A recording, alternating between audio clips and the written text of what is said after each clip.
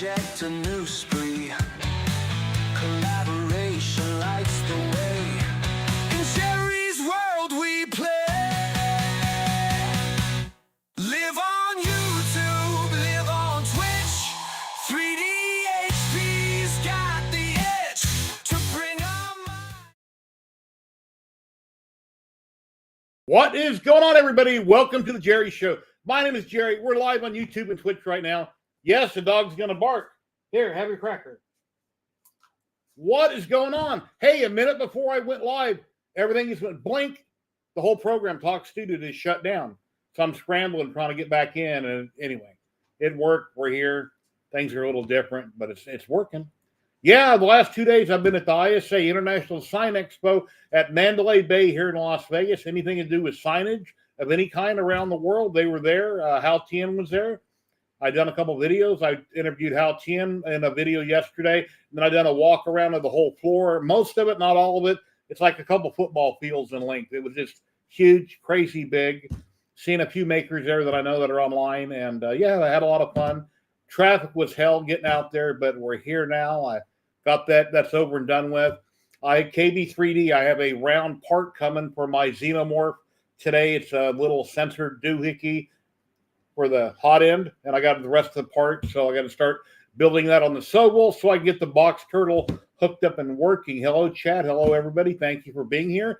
We got a few people in the back room. Let's bring them in. Kenny is at a party or a picnic in California. He drove down there with his trailer, so Kenny will not be here today. But let me bring in who we got. Hey, Matt. Ken, you're muted, dude. Yes, I know.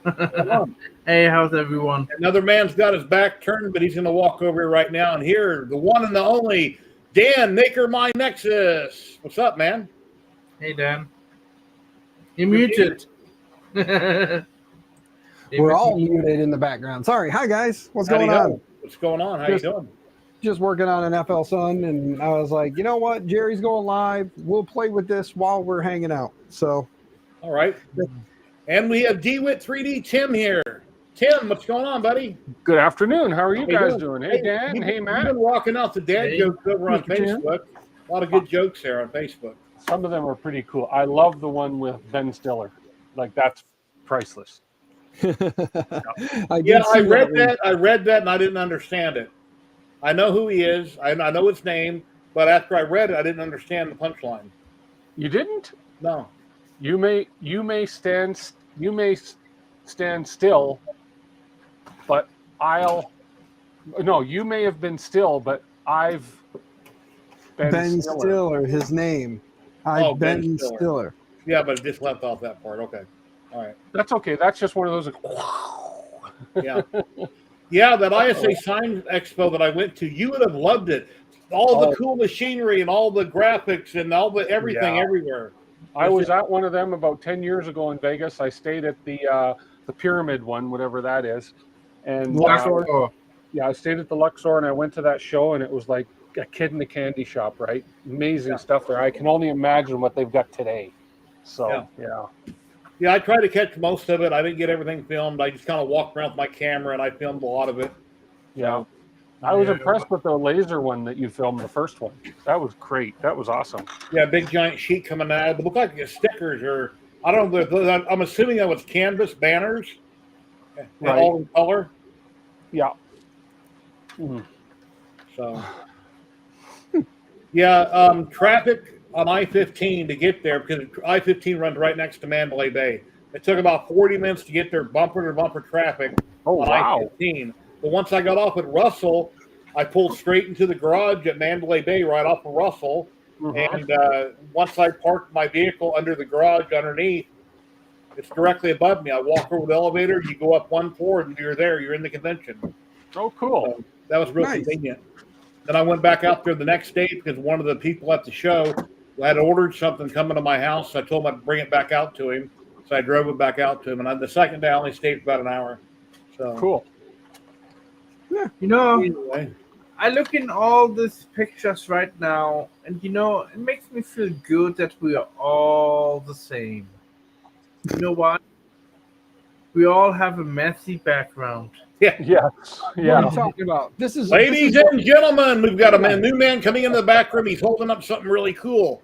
We got Justin, Rencore 3D. Justin, what is going on? Hey, Justin. Hey, What's going on, guys? Long time no see. I thought I'd hop in for a bit while I work on, well, everything for the event. 3 freaking weeks. I'm not ready. Holy cow. Nope. Oh, Holy wow. cow. Yeah, I'm not ready, but I am wearing my shirt, so that helps.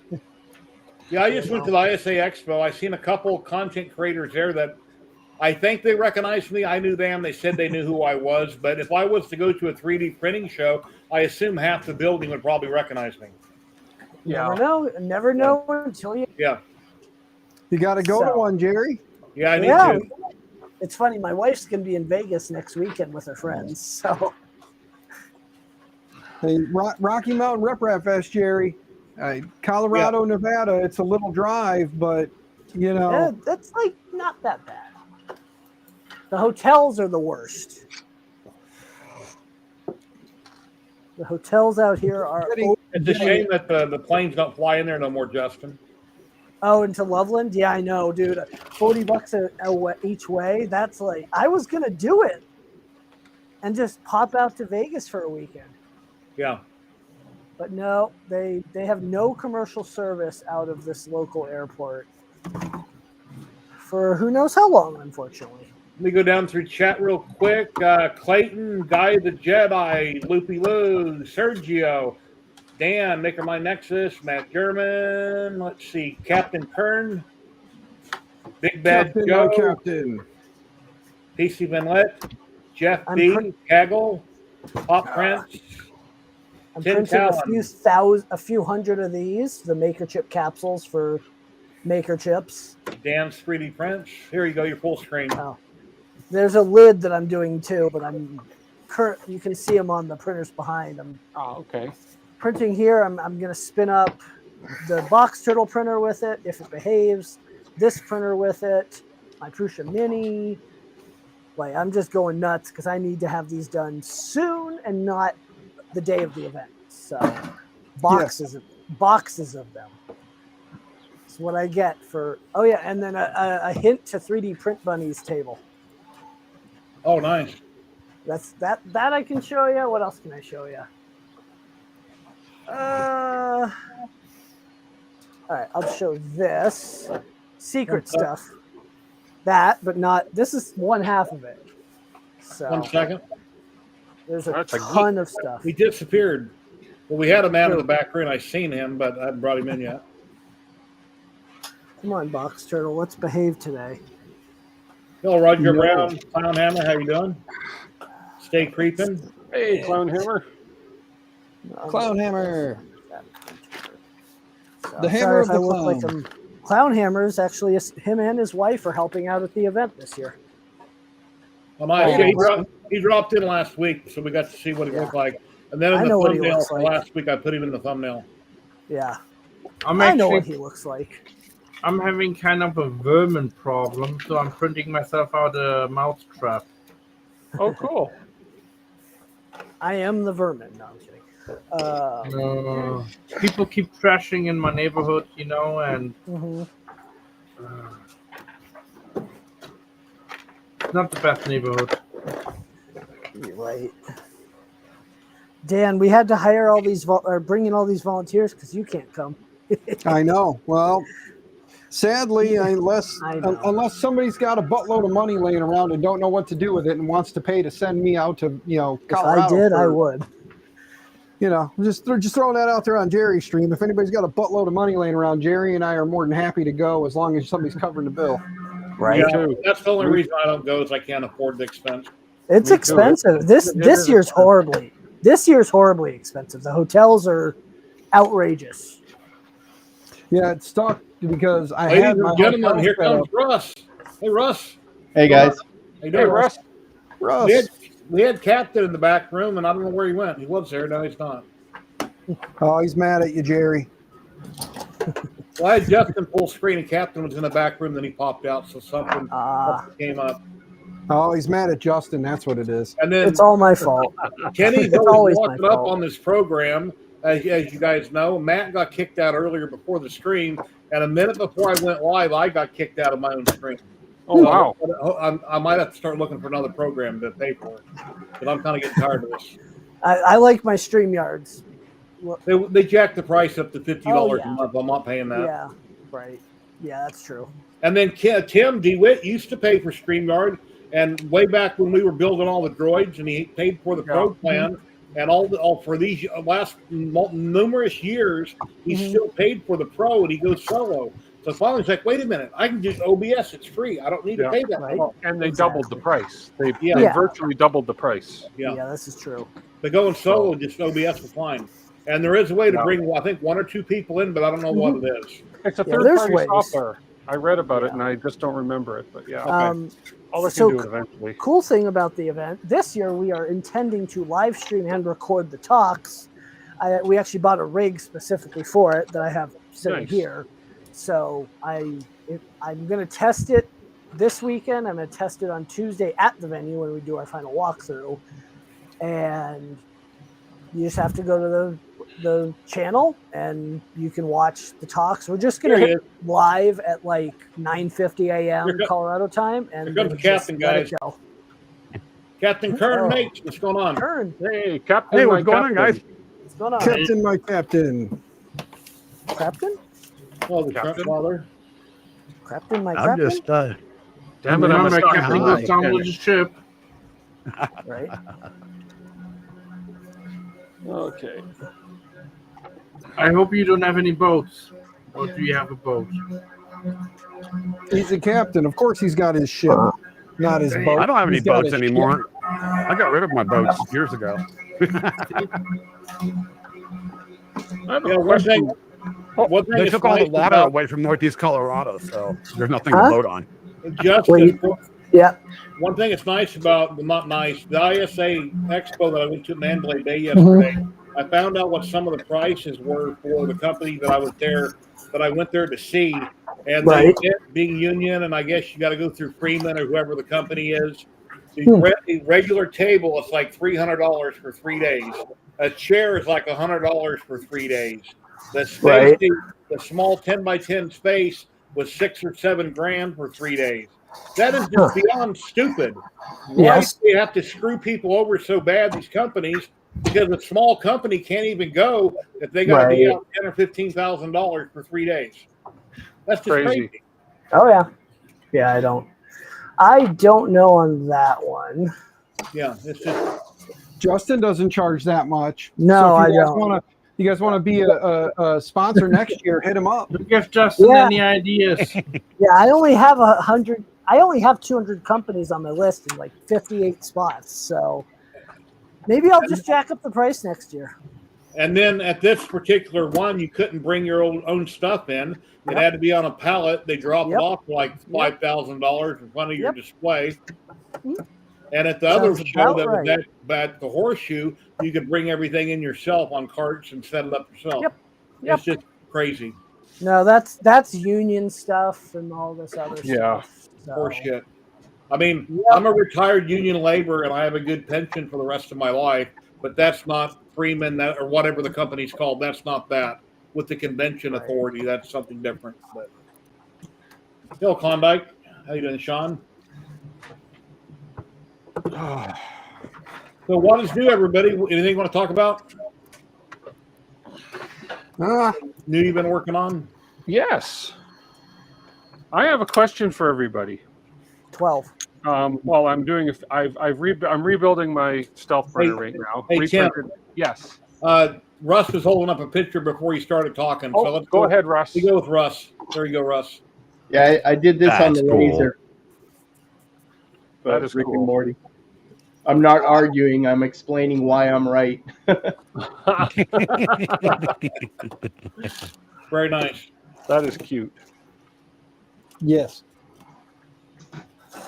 All right, Tim. Well, no, I have a question. I am rebuilding the stealth burner, and I rebuilt lane 1 in the turtle because that was the one that was giving me issues, and I did it in a different color because I want to know which one was the pain in my butt, and I really like the pink and red combo. Anyways, question for you guys: has anybody here use CAN bus on one of their Yes. Vorons? Yeah. Yes. And how yeah. is it worth taking the time to put CAN Yes. bus on? USB Okay. only has so much bandwidth. Yeah. CAN bus. I'm on the one that I'm running right now for box turtle. It's CAN bus for the tool head and CAN bus for the box turtle. The only thing USB, obviously, are the boards, but is the beacon. But it's reliable for me. I don't have any issues, and the IGUS chain flex cable's rated for like 10,000 hours at 2-inch turns, so it's going to last you forever. Because Big Tree Tech sent me this a year or more ago. It's an SB2240 CAN. Ooh. So those are fun because the pins are tiny. And then this one is the U2C, which I assume is what powers the system. Yes, so the U2C is the control board. Now, what main board are you running? Octopus. Octopus Pro or Base? Base. Shoot. If you had a Pro, there's CAN bus built in. Okay, yeah, okay. But that's what the U2C is for that, right? That's yes, because I don't have the CAN bus thing. You basically just plug it in USB, run your CAN bus wire, give it 24 volts, and then you just have to make sure. Biggest thing with CAN bus is making sure when you crimp your wires, unless they give you wires, you do it properly because you can burn out both boards in a second. Oh, okay. And then I have to also flash these boards with something as well, right? Yeah. Okay. Yeah, probably based on time. It's easy, and I don't know on the SBB because I run EBB because I don't like on headboards. Mine are behind the head. Oh, okay. But the issue with the SBB is the pins are. It's like JST PH. They are tiny. Oh, okay. Tiny little things. From what I've seen too, people that have put this on have taken away their drag chains, the X and Y drag chains. Yes, so I don't have a single drag chain, Yeah. X and Y. The biggest thing is making sure you don't have the CAN bus wire flopping. I don't have that issue on the big guy. The little ones, it's hitting the roof, but okay. My Xenomorph hot in I'm going to be building. I got one more part coming from KB3D today, the little round screen. But my board here, my CAN board, the EBB 36 CAN version 1.2. Yep, that's the one. So that's, you just have to, I don't know anything about CAN, but I'm going to learn. This will be on my tool head. CAN bus is fun. I love it, but it's eliminate not most easy. of your wires, right? Yeah, I mean, I'm running 4 wires to my tool head, and then of course you have to run from all your pieces. But see, I gotta get used to crimping. I just can't. In crimping, I have no problem. But I just can't wrap my head around these wires come off of it, and it's a single two. It's like we have a red and a black power wire. Yep, and then two. Then two. Yep. And that operates everything on the, yes. So basically, red and black is your 24 volts, and just like a car, the other 2 are your data wires. So it's just like it's basically a micro Ethernet at this. Tim, check your video quality. Are you picked 1080p? I should be. That little arrow next to the video. Your video don't look that sharp. My little arrow next to the video. I think he looks sharp. I'm not, but I am now. Yeah, where it says stop video, right next to that, there's a down arrow. Click it and pick 1080p 30. Oh, I see. Okay. I'm on 480. Holy crap. Yeah, I was too. So don't. There we go. It's not just you. Is that better? It should be clearing up. Yeah, Looks that's better. a lot better. Okay, cool. Yeah, no, okay. So these 2 wires just send data. Yes. Yeah. Okay. It's CAN high and CAN low. So it's basically like it's your communication. The high sends it out and the low sends back. Okay, and the only other thing that I was looking at this last night, I could not find anywhere on. Let me turn my other camera on here. Yeah. I can't find anywhere on this board, and I've tried to look for instructions. I can't find anywhere on here where this would plug in. Let me show you this board here. Okay, so show me the wire. Show me that wire, the end of the wire. The end of the wire looks like this. Why did they? What the hell? Yeah. Because what about the other end? The red and black are going to go straight to 24 volts. There Tim. Now plug it in. Oh! Shoot, my soldering iron's on there. Yeah. Oh my God. Oh, sorry, not this board. Sorry. No. You were right. You were right. Go back. Yeah. No. That's not You what I were mean. right. Okay, sorry. On the other end, I'm sorry. Sorry. On the U2C board. So, so let me. So this And here, you may have to cut and plugs. crimp. So these two Yeah, you're plugs gonna have got to yeah, go you on here have to somewhere. cut and crimp. Okay. So there, that black or the white, or you can manually do it into the green, but I don't like doing that. Oh, I see. Okay. I just sent one of those back to Big Treat Tech. They sent by mistake one of those. Yeah. Oh, one of these? They said it was my round screen. I forget what the screen's called. It's a touch screen. Oh, goes the on the hot end. The no. They sent that instead. Okay. So your other end is plugs right into SBB, and then you can re-crimp. There's a microfit 3s. Oh, because the green thing here says can H and can L. Yes. Yeah, So can high, can low. So I I'm could gonna- plug that. I could put do that I wire have in there. your- Soft wax on.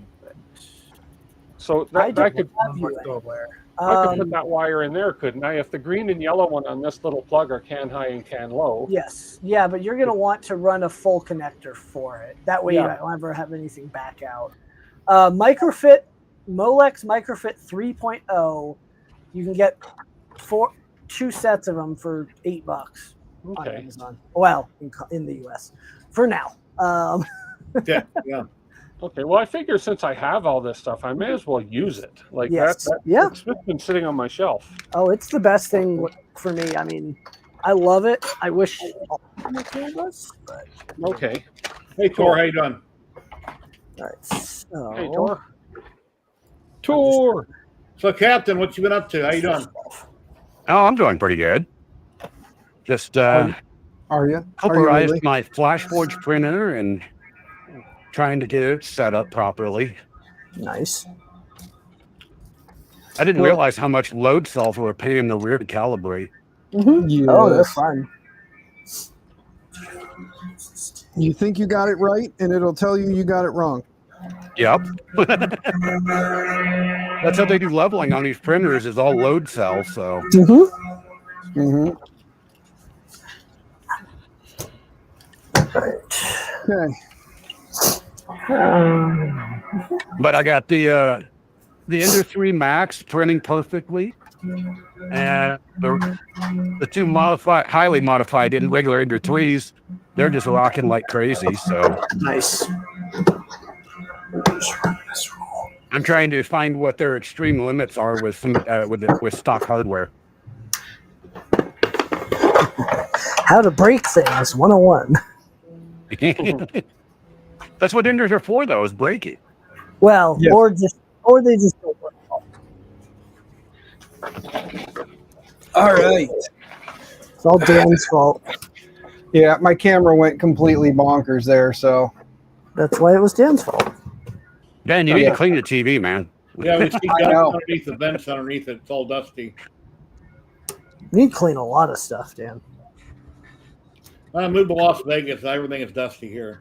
Every time I think Hey. something, I got to blow it off. That's Northeast Colorado right there. Right. I just cleaned 1/4 inch of dust out of my windowsill earlier today. Oh yeah. And I just did it like a month ago. And where are you in the state? Yuma. Oh damn. What? Don't be I jealous. might as I'm well only- be I'm only- Kansas. I'm only 15 minutes from the venue, so I thought Yuma was Yeah, called you were Arizona. telling me that. Yeah. yeah, a little short. Yuma, Colorado. I thought Yuma was Arizona. There's Yumas everywhere. There's both.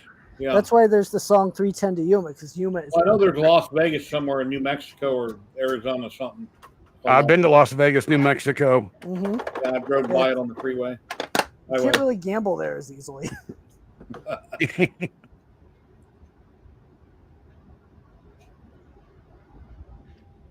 Come on. Oh boy. Yeah, I don't know about this program. What's going on here? Okay, I unload filament and then Ladies and gentlemen, we've got Clown Hammer coming in. everyone hi. Come on, buddy. Oh, there goes the stream. Yep, I'll it's go. over. Gentlemen, we've got Clown Hammer coming in. Echo. Come on, here. Oh, there goes the screen. Hammer of the clowns. Got to mute the stream. I was waiting for that. Hey, the Shrimp Father, you gonna pop in today and say hey? Yeah, Shrimp Daddy. Oh, it's my headset. Yep. Hey, the Shrimp Father, you gonna pop in today and say? Yeah, we're here on YouTube. I think from Clown Hammer or Twitch or YouTube running.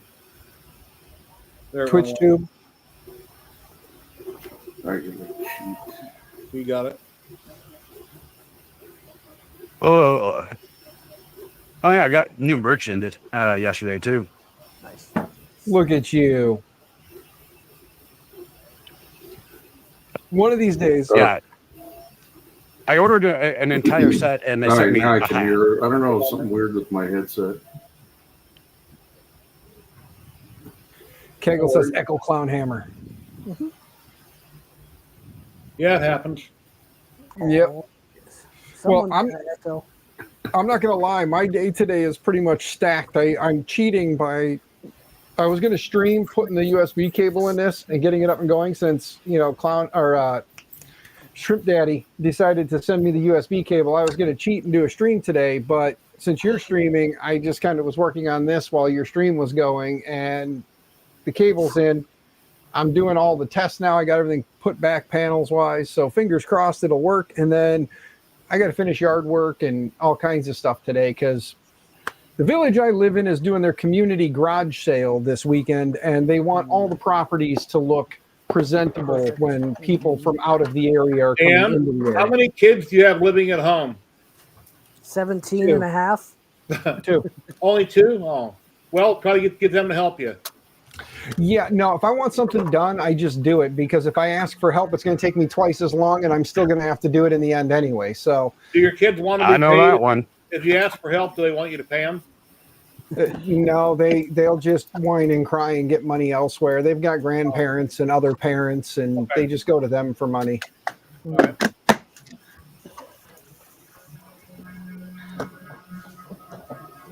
I did some more work on Can you the. send me their address? I put the rest of the. I don't know. That is embellishments or That looks ornaments nice. on it, and then I actually printed out these records here to put inside. I dig cool. that.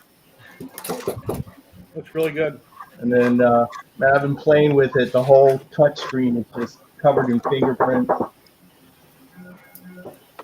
That is cool. I always wanted a Wurlitzer.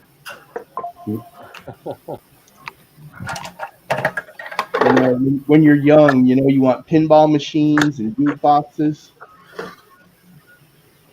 Yeah, forever and ever, I wanted the video poker machine and a nice slot machine. And then about 5 years ago, when I got one of each from my brother's friend in Pahrump, I had them for a couple months and I sold them. It's like, now what am I going to do with them?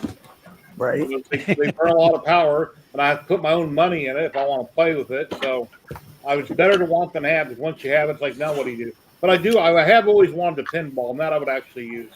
But I don't know that I'll ever have one. Never know. Yeah. I don't know. A lot of things in life is better to want than have. Right. True.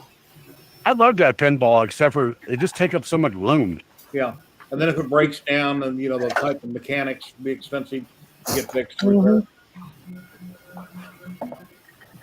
I mean, the electronics are simple enough. I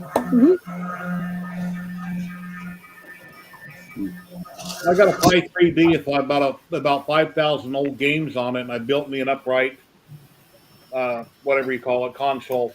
You like Space Invaders, Asteroids, all that kind of stuff. Mhm. On my front door. So, got a TV screen in it.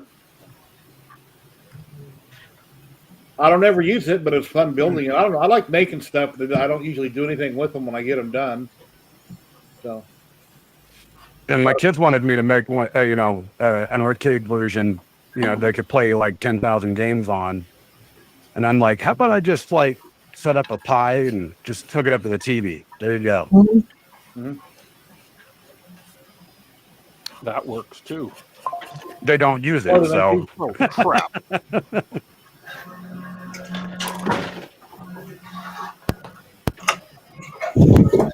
go eat your food in the kitchen, doggies. I'll get you a bone in a minute. Yeah, the trade show, if you parked over 3 hours, you're local, you got to pay $20 a day. And I went over Jeez. 3.5 hours the first day. And then yesterday, I was only out for about an hour. I was able to use my ID and scan and get out of the garage. Didn't have to pay yesterday. Hello, Crazy. Dark Chester. How you doing today? I know who that is. Hey, Mr. Diesel, how you doing? No. You know, talking about all the old video games and stuff, where they sell the Atari 2600s that you can pick up really cheap. But the problem is that with all the new technology, they don't have the inputs anymore that you can plug them into the TV, you know, because everything is HDMI. You don't No, you can get converters. find anything with component video or composite video inputs. And I was at the dealership the other day, and they keep wanting me to trade in my car. And I told myself, I'm not going to give her my car. It's still got the cassette deck and the CD player in it, and I still use those. Yeah, but the parts become hard to get.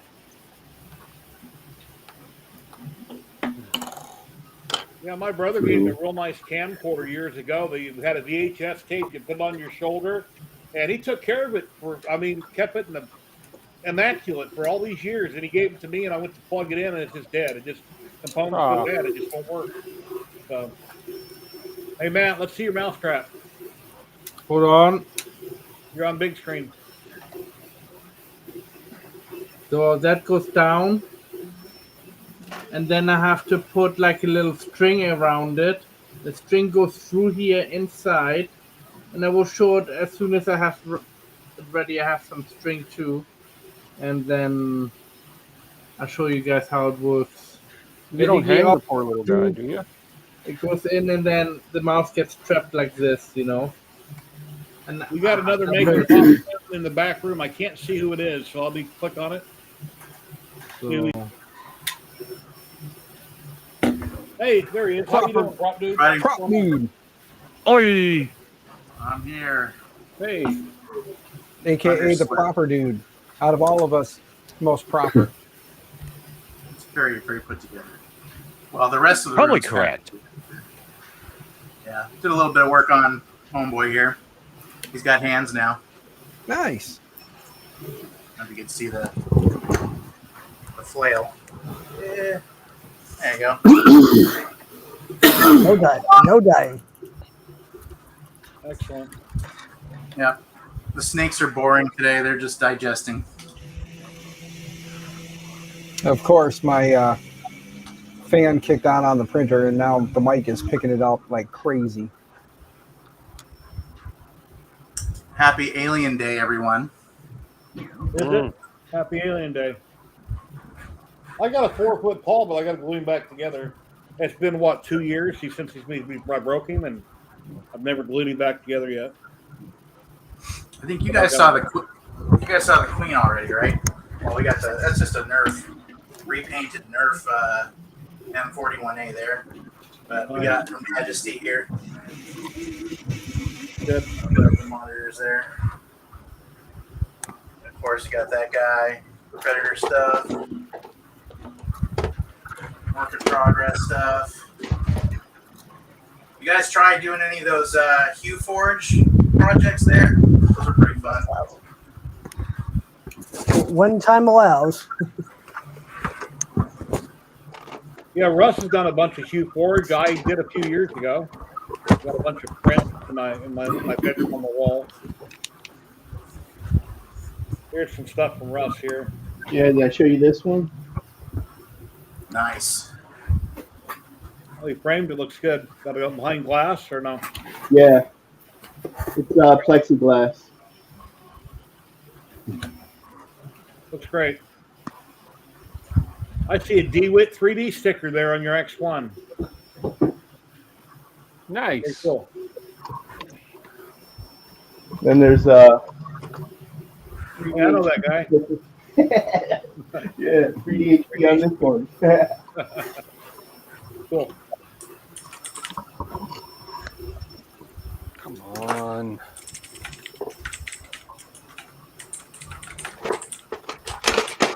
Well, what can I show you for Alien Day? You said that today's Alien Day, huh? It's got dust on it, but here's another alien. I'm sure most of you have seen this before. Make my camera bigger. Here's another alien. Nice. Is that resin or is that? Yeah, it's all resin. The base is FDM, the rest is resin. The eggs and the alien, another alien, are all resin. Wow. That is beautiful. Yep. No Then I got dying. the big one back there, and you see her back there, the other alien. Yeah.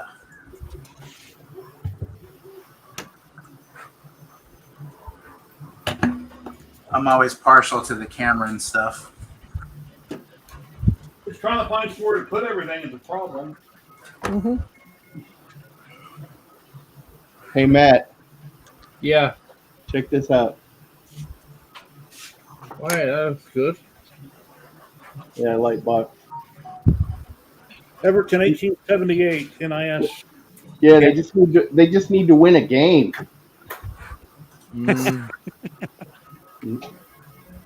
Yeah, so I keep telling Dallas every year they just need to win a Super Bowl once.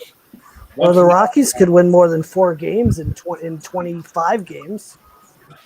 I haven't even been paying attention. Ladies and gentlemen, we've got a great maker coming in here. Rob Mink, guys. Oh, God. Hey, Rob. Hey, guys. How you doing? What's going on, Oh, Rob? the bird. Instant bird. Hey, oh, there's the bird already. Who There's said, the oh, bird. God? Me. Thank you for the follow, Tracy. See, bird. Bird is the word? Bird is Hey, very word. Bird is the word. Rob, we all were thinking that what he just said. Oh, God. Yes. Yeah. Mostly because of the bird. I'm Hey, sorry. love you, dude. How It's you okay. doing? How are you doing, dude? Doing well, thanks. How are y'all doing? Yeah. Let me move Tim over one. Can't There, complain. that emblem's up there by Dan now. 'Cause Tim has covered part of his head. Hey, Dan, it's been a while. Some new faces in here. Yes, we got the prop dude. We got Clown Hammer, Captain Kern right above you. You probably don't know. You might know Russ. Thank you, Wait, Matt Russ. there's a name on the back of the shirt. Does anyone see it? Princeps anywhere on there? It's down here somewhere. Yeah. Well, I'm going to stand up, but I'm going to mute my mic because a bird may scream if I do. There you go. Give You it a need to up minute. your You need to up your quality too. There it goes. Yeah, for some reason, Justin, when you go big screen, it takes like 10 seconds, then it comes in and it'll Weird. settle down. I am well. streaming on MakerDeck too, so that doesn't help. Hey, Kenneth, how you doing today? We've got 48 people currently watching. We're going to be giving away a roll of Polymakers. So on the pinned post on YouTube and Twitch, go up there, fill it out, and you might want to roll a Polymaker later when we do the giveaway. It'll be worldwide, anywhere they ship to, and you must be present to win. I did this on the CNC. Kind of a combination of the Cool. 15, but yeah, there's still a couple like flat spots and everything. I haven't quite got it dialed in yet. What type of wood you use? This is cherry. Was it? Yeah. Not nice.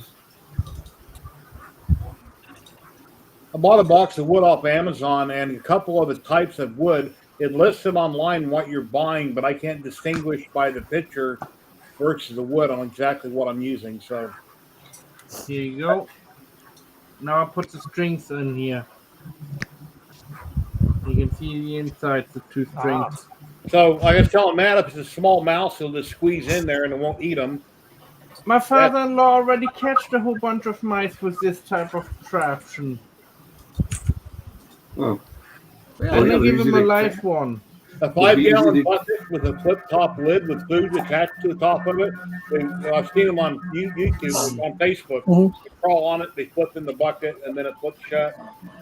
Matt, they don't chew through those cords? Yeah, they chew through the cord. They have to go through. I'm trying to get rats, Ah. you know. It'd be easy to catch with that thing running around with it on its head. Yeah. Yeah, they'll steal the whole thing. They let the bird out. Maybe it'll be a little quieter. Matt will put it out in the neighborhood. Kids will steal it like they would in America. Everybody Mhm. steals everything. It's ridiculous. He wants up. If you buy fancy Christmas ornaments, you got to anchor them in your front yard, or somebody will drive by and take them because they want to put them in their yard.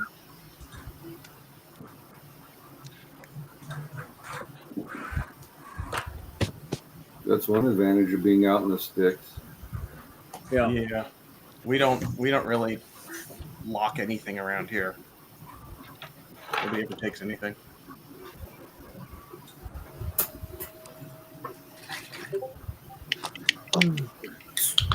Just like you go anywhere in your car, if you got an older vehicle and your doors don't auto lock, automatically lock your door when you get in.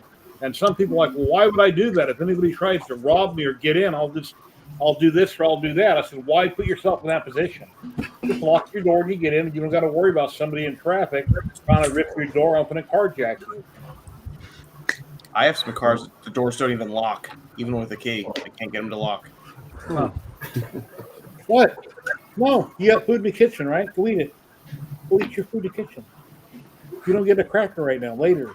These are for later. I want a cracker. Yeah. Talk to your wife. She'll hook you up. Don't encourage her. She will come with a cracker.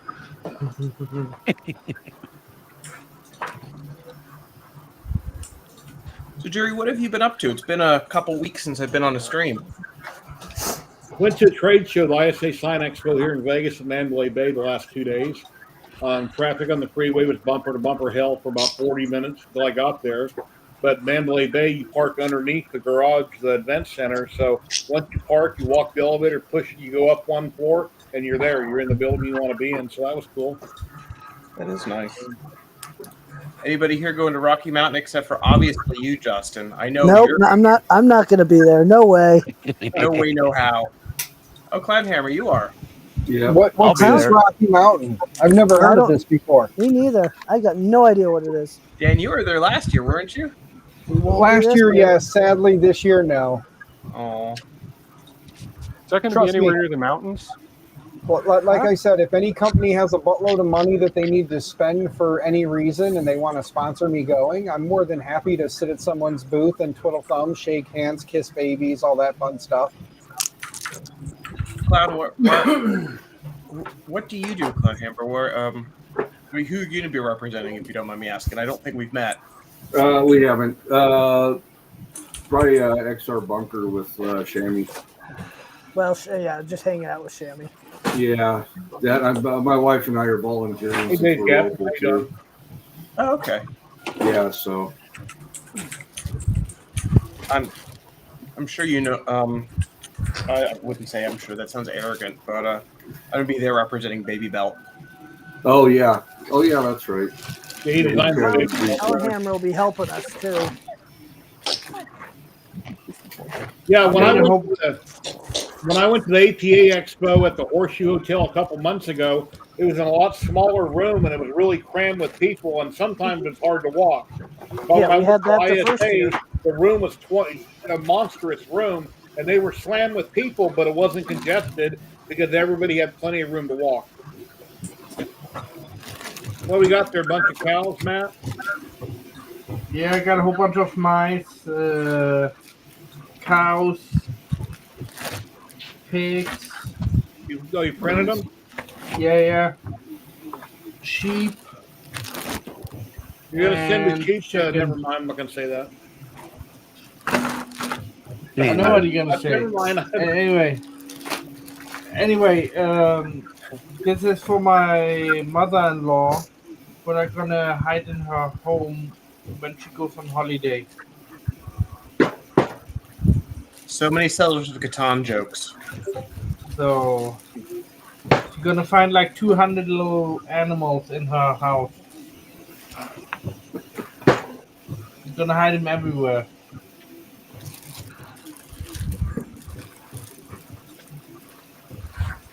Actually, Rob, we met briefly last year. I chatted with you about the baby belt, but me and 4,000 other people.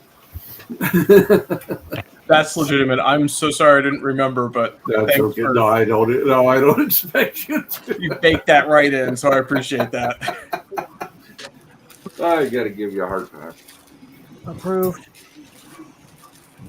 Tim, last week I had told you I had a what was it, Easter? Yeah, I went over to my son's house for Easter. I watched half of your live stream afterwards, the other half the next day. Then I commented, but yeah, it was going really good, and then it didn't go really good, and then you finally ended. I'm like, no, keep going. You're almost there. And Yeah. Well, turns out that I'm just rebuilding a couple things just because I can. Why not? Mhm. well, you're good at it. At first, you don't succeed, rebuild.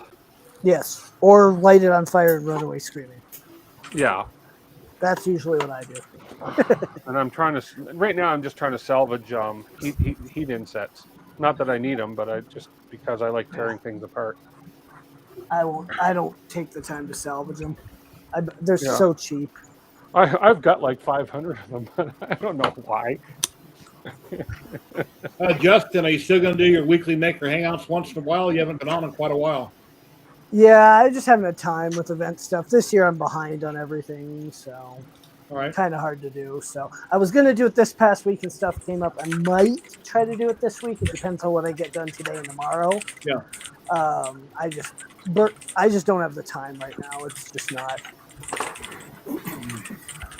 not able to do that, you know.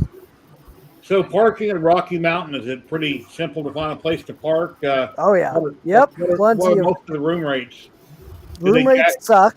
Room rates suck this year because there's a college graduation in Fort Collins.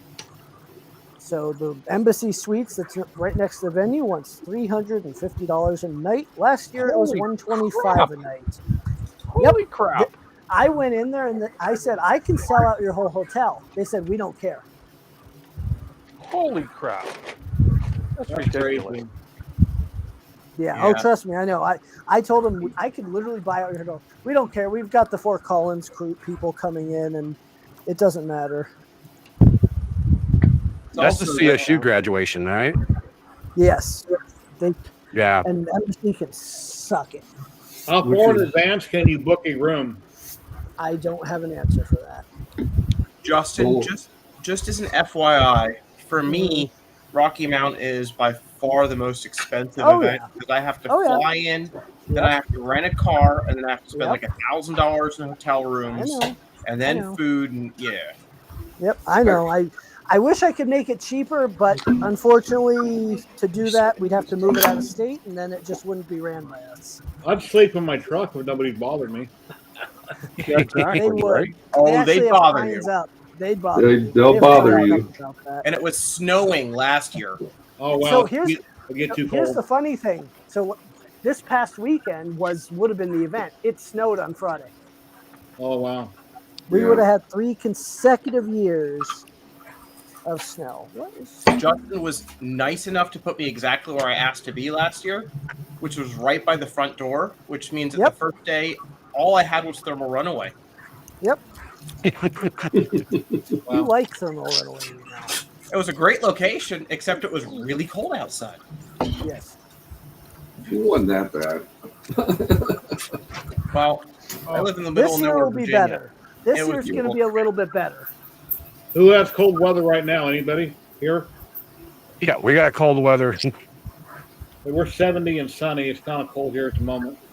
It was 80 earlier today. Well, for Colorado, it's not really cold. It's 50 degrees, but it's miserable. Hey, that's George's weather. Hey, you know that guy that likes to eat bugs that streams all the time every Sunday night? Him and his wife come on. You know that guy? Dave? I think his name's Dave. You guys ever watch him? 3D and T? Yeah, you like him?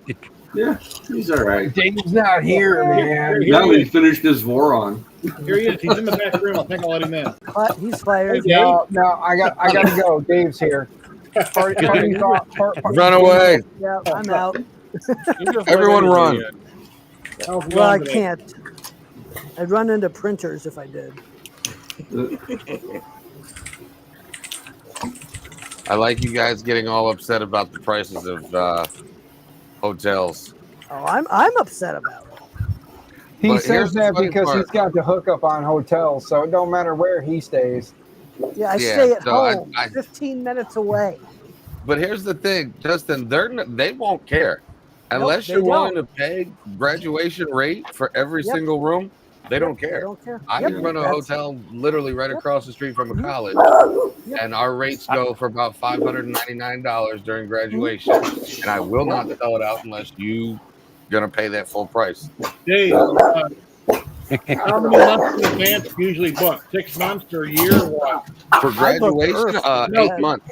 8 to 9 months for graduation in advance. I mean, if I want to That's call up one of your hotels and book something, let's say at the end of the year, could I make a reservation now for December? What is it? Technically, you can do up to a year on the internet. Okay, I'm thinking that if you knew when an event was going to be, like Rocky Mountain, book it a year in advance, and then hopefully they don't try to screw you and jack up the price. But It if there's doesn't a matter. graduation, the graduation's already set years in advance. Yep. So Oh, yeah. there's nothing you can do about that. Like I said, I Yeah. know from the funny part is I'll be at Rocky Mountain Rep Rap Festival Mhm. while my hotel is doing the graduation for the college. Ooh. And we've already sold out. We sold out back in January. That's bad.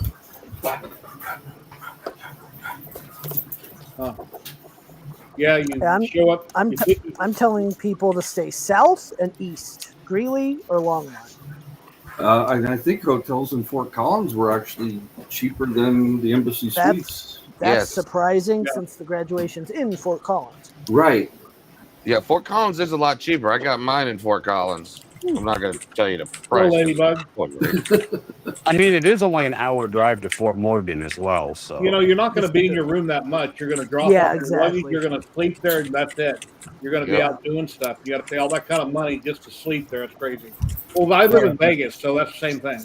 It's You want to be ridiculous. fairly close because you got to go back and shower after being on the floor all day before you go out and eat and socialize. And Yeah. Right. Do you Stuff like have that. to shower? No, Always you go don't. fresh. I prefer to shower before I go out. Like Just bring some wet wipes. A couple of wet wipes, you'll be all set.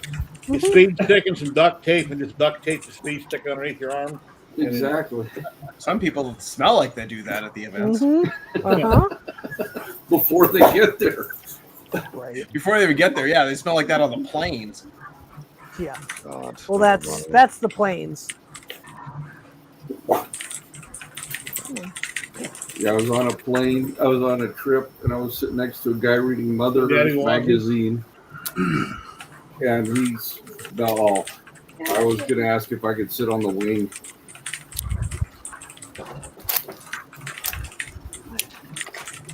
Yeah, if I remember right, there's an RV rental place in Loveland as well as Greeley. Yeah, but if you Long do an one. RV at the venue, you have to book it over a month in advance. Really? I didn't know that. Yep, they require you to book camping because otherwise they'll tow you if you park on site. Really? Wow. Yep, it's right there on the website. Yeah. Guy that came with me, he wanted to get up to the event center to pick me up because I had a lot of stuff, and he's not coming this year. He is a little on the more excitable side of things, and he got into an argument with the cops because he couldn't even get close to the building, and we're gonna have to Yeah, schlep we won't have that much of that issue this year. Friday will be an issue after 4, but the Saturday and Sunday, there's nothing else happening Okay. because of the graduation. Mm.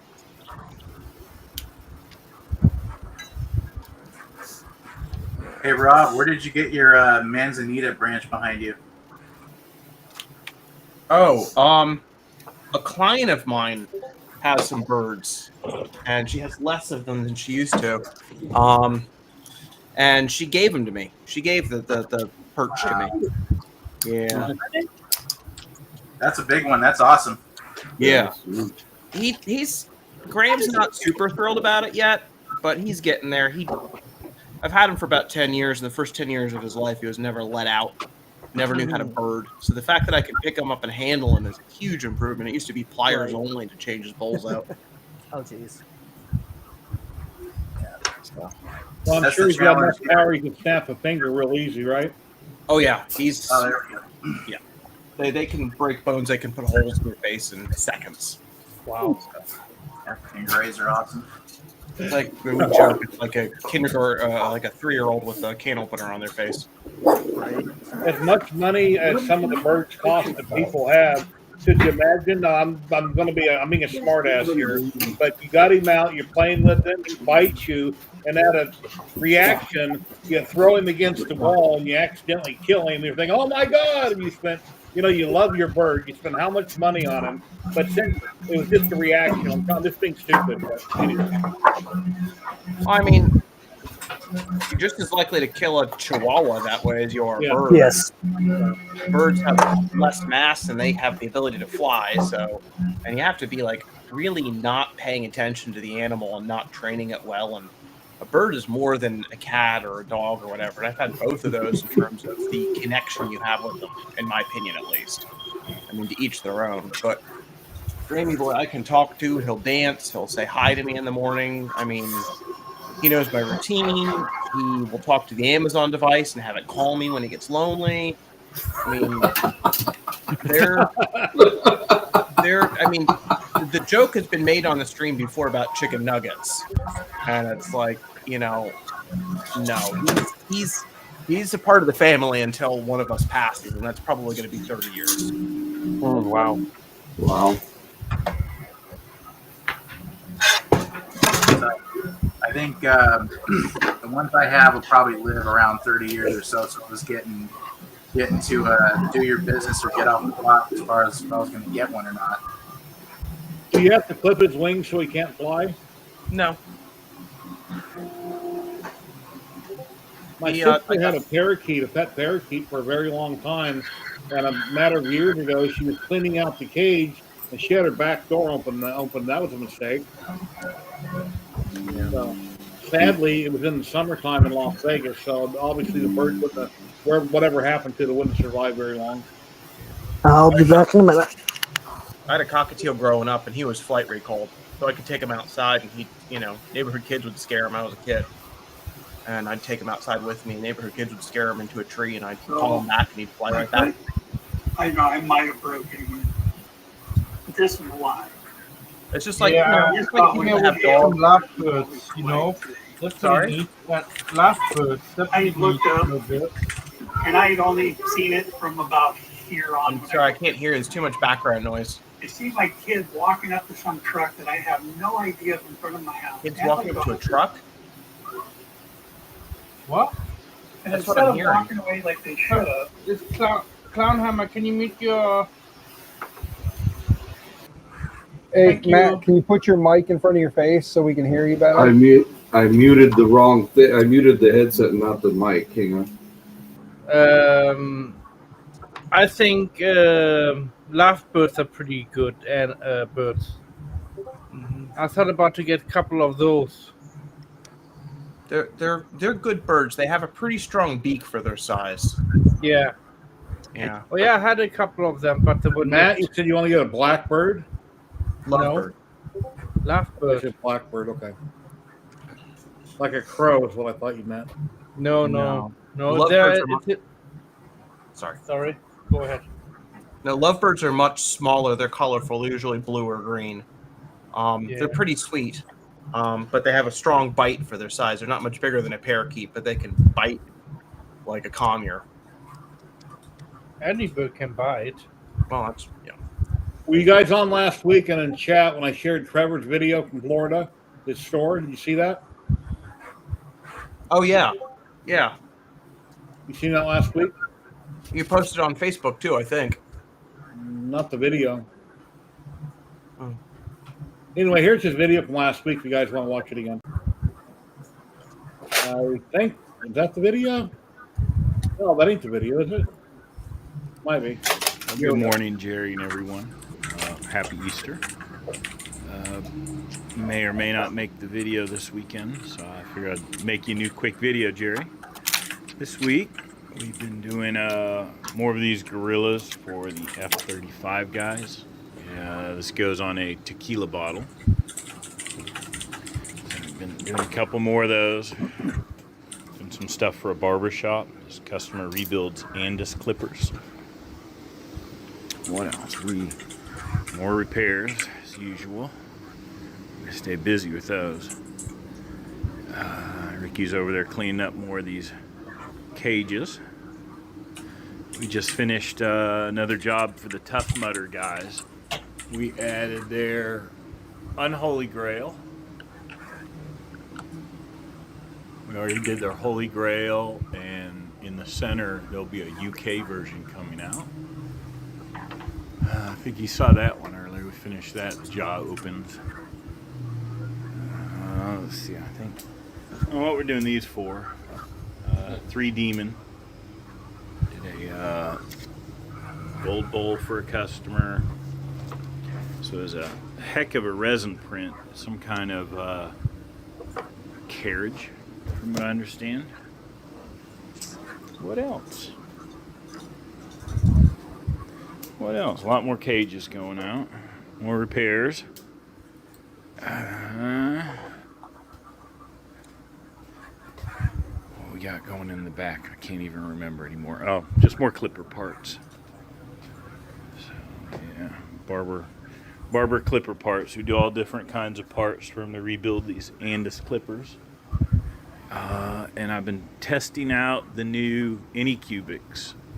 And I gotta say, they're working really well.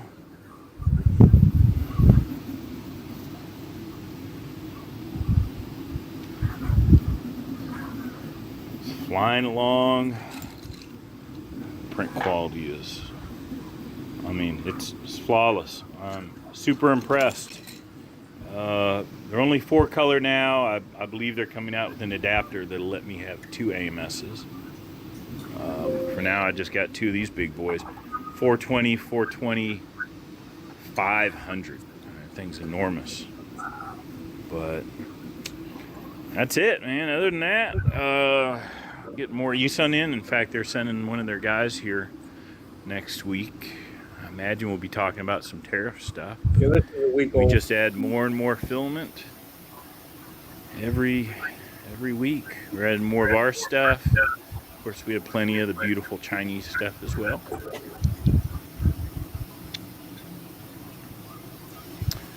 I'm hanging up more rockets. I'm trying to get stuff up in the air a little bit. As you see, I got all the V400s doing these cages. Just knocking them out left and right.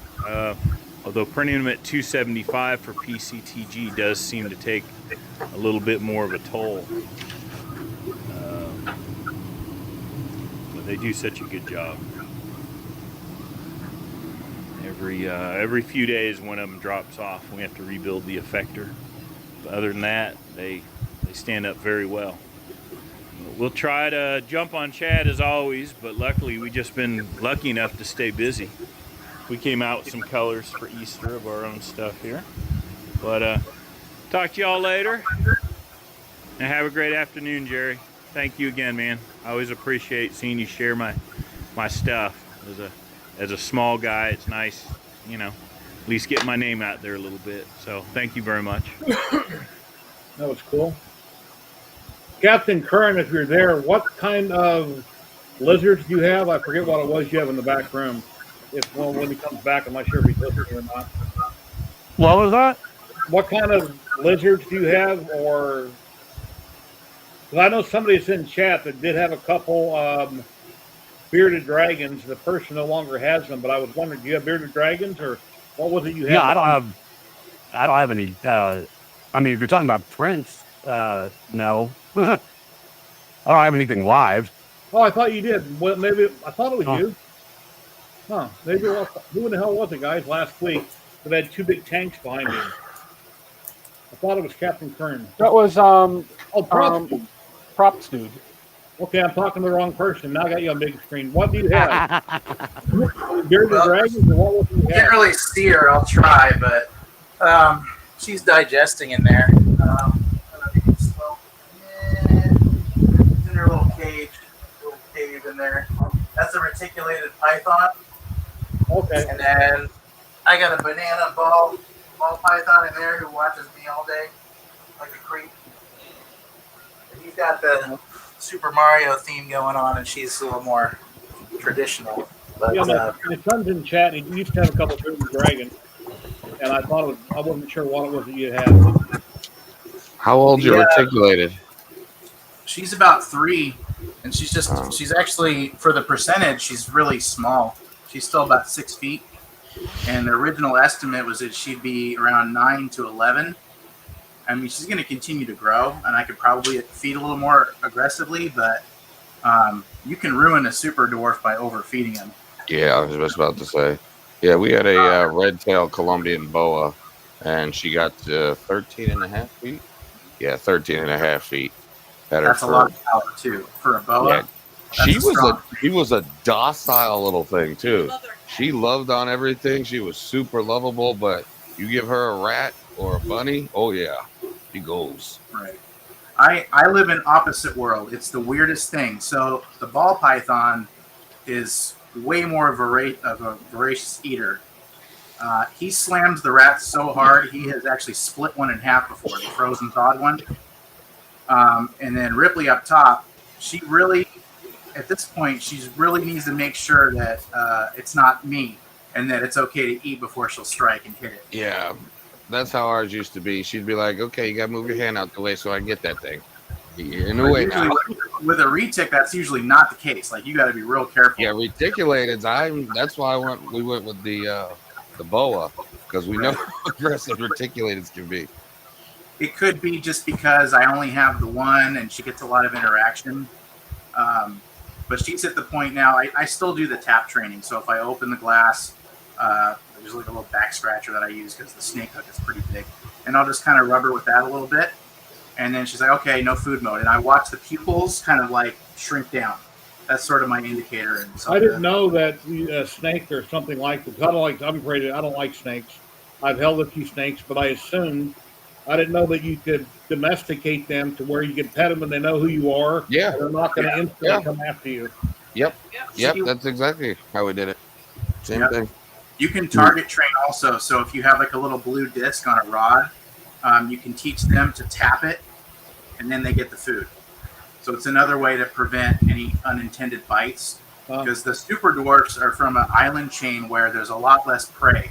So they have to be way more ready for that opportunistic type meal, which is why you have to tap train them as soon as you open the glass. So you're waiting for the eyes to kind of go down and then longer tongue flicks, and then you're good. And she will come to me like a dog. Like you just put your hand out and she comes and chills on my shoulders. Mm-hmm. Yeah. It's wild. But they really do. They get more out of the interaction, I think, than a lot of other snakes. So the ball python, they're usually considered like pet rocks, like a TV snake, where they'll just sit there and watch the TV with you. Just hold them in the hand, yeah.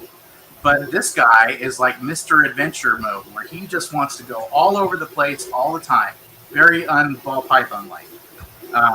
But she's the one that just wants to hang out. So she'll maybe sit not on my shoulders, on the chair next to me. She'll just tree snake up and coil up and just sit there. And it's wild. Never knew that these things existed before I went to a show. I had a roommate years ago when I was in my 20s. He had a big cage in the living room, and it had bricks on the top of it, and the snake pushed it off. Yep.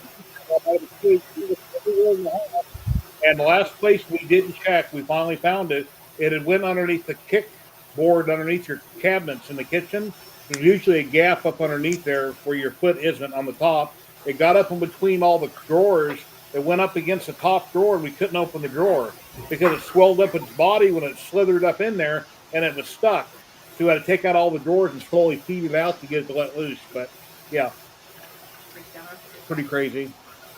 Oh, yeah, we had to put a bungee cord over top of ours because it puts heavy stuff on it. She'd still push the cage open, use her little nose and nudge it off, get herself out. So found her in the hallway one day coming home like, what the hell are you doing out? What's up, Matt? Can't hear you, Matt. If you unmute yourself, you can talk. Muted.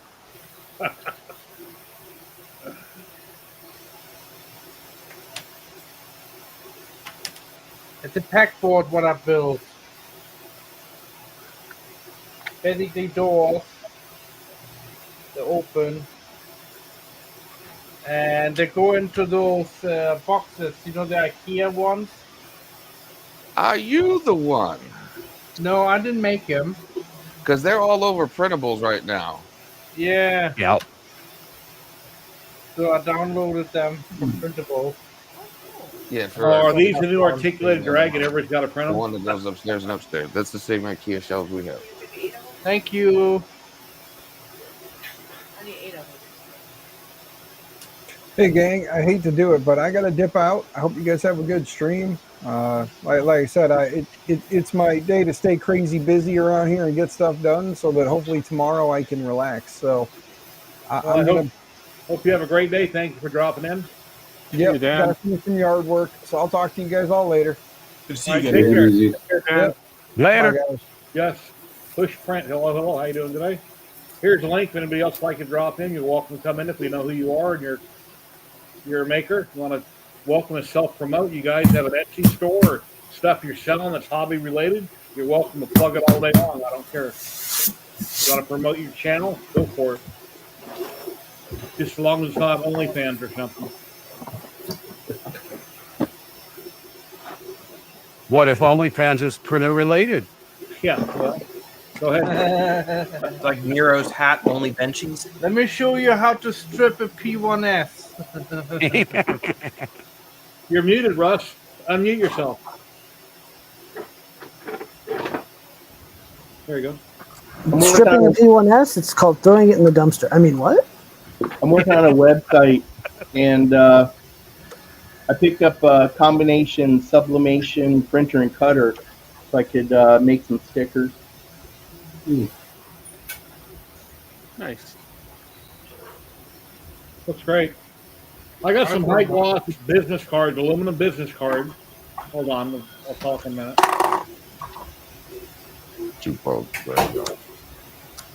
There you go. It's our Pliny cat. We have a whole bunch of them to give out, other than maker coins. Yeah, I'm printing maker coin capsules, hundreds of them for the event. Oh God, wait. Capsule. I got capsules around here. Jesus. Yeah, I've got almost one box. I've got 28 running here, another 9 on this printer, soon to be another 12 on that printer. I need to get them. I have filament that I was sent to do this. So luckily, it's not costing me anything. You got another maker coming in? I got print boxes. Damn it! That doesn't go Can't see who it is, but we'll know in a minute. We got another man popping in right now. How's it going, folks? Project and Dad's Garage. Hey, what's up? Hey, Howdy. how you doing today? Oh, I'm doing pretty good. How are y'all making out? Oh, I pretty didn't good. realize that's how you ran this. I thought it was like, you sent invites out to some folks. I didn't realize you posted them in chat. Yep. Yeah, I post them in chat, and sometimes people ask me, say, hey, I'd like to drop in and send it. So, and I try to see who the people are in the back room or somebody else recommends them. So, anyway, I want to put you on a full screen if I could. Tell people who you are and what you do. I'd love to hear from you. Sure. Projects in Dad's Garage. My name's Alex. I build printers. Most of what I'm doing right now. Hopefully I can expand out into some other projects. But that's pretty much it right now. What part of the country you in? I am in Ohio. Awesome. They were printing so well. Very nice. Well, thank you for stopping in. Yeah. And see some And faces Terry- that I know and some names that I'm familiar with. Well, I've been doing this for 3 years or so, guys. Yeah, haven't been? Probably. Every Saturday, 12 p.m. Pacific, I go live on Twitch and YouTube like 3 years or something. Yeah. What did you print, Dave? Yeah, we're normally streaming at the same time. I normally go live at 3 p.m. Eastern, so we're normally going at the same time. Let's see what the camera focus there. So we printed a whole bunch of creepers from Minecraft, and then I was trying to print Steve, a lot of Steves, and some Steves came loose apparently while I was sleeping. So, time to switch plates. Hey, Russ, those high gloss metal business cards that I use for, let me show you. I would like to try to find some that are 5x7.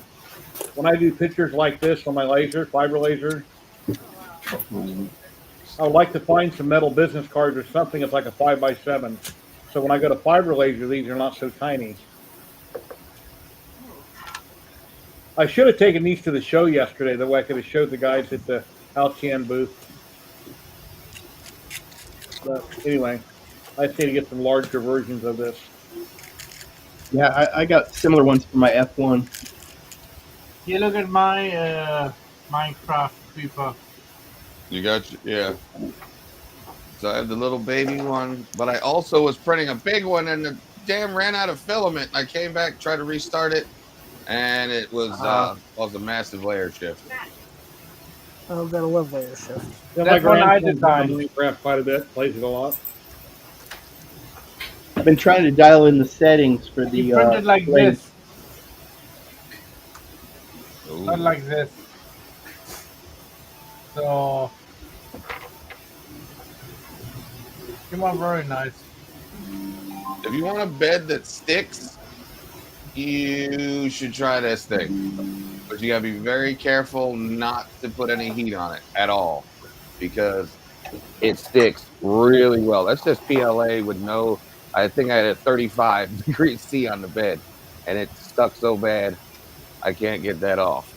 But it's when I say it sticks way too well. Who Some of sells you them? use that one. Who sells them? It's Junipin. Yeah,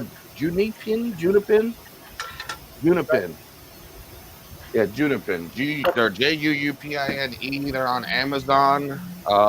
They normally take about a week to 2 weeks to come out of China. Well, okay.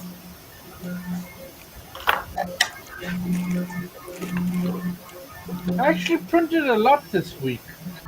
So did I. I was shocked. I've printed way too much this week. I'm printing a lot for the next 3 weeks. Exactly. Continuous production. What's that? There's a stealth burner in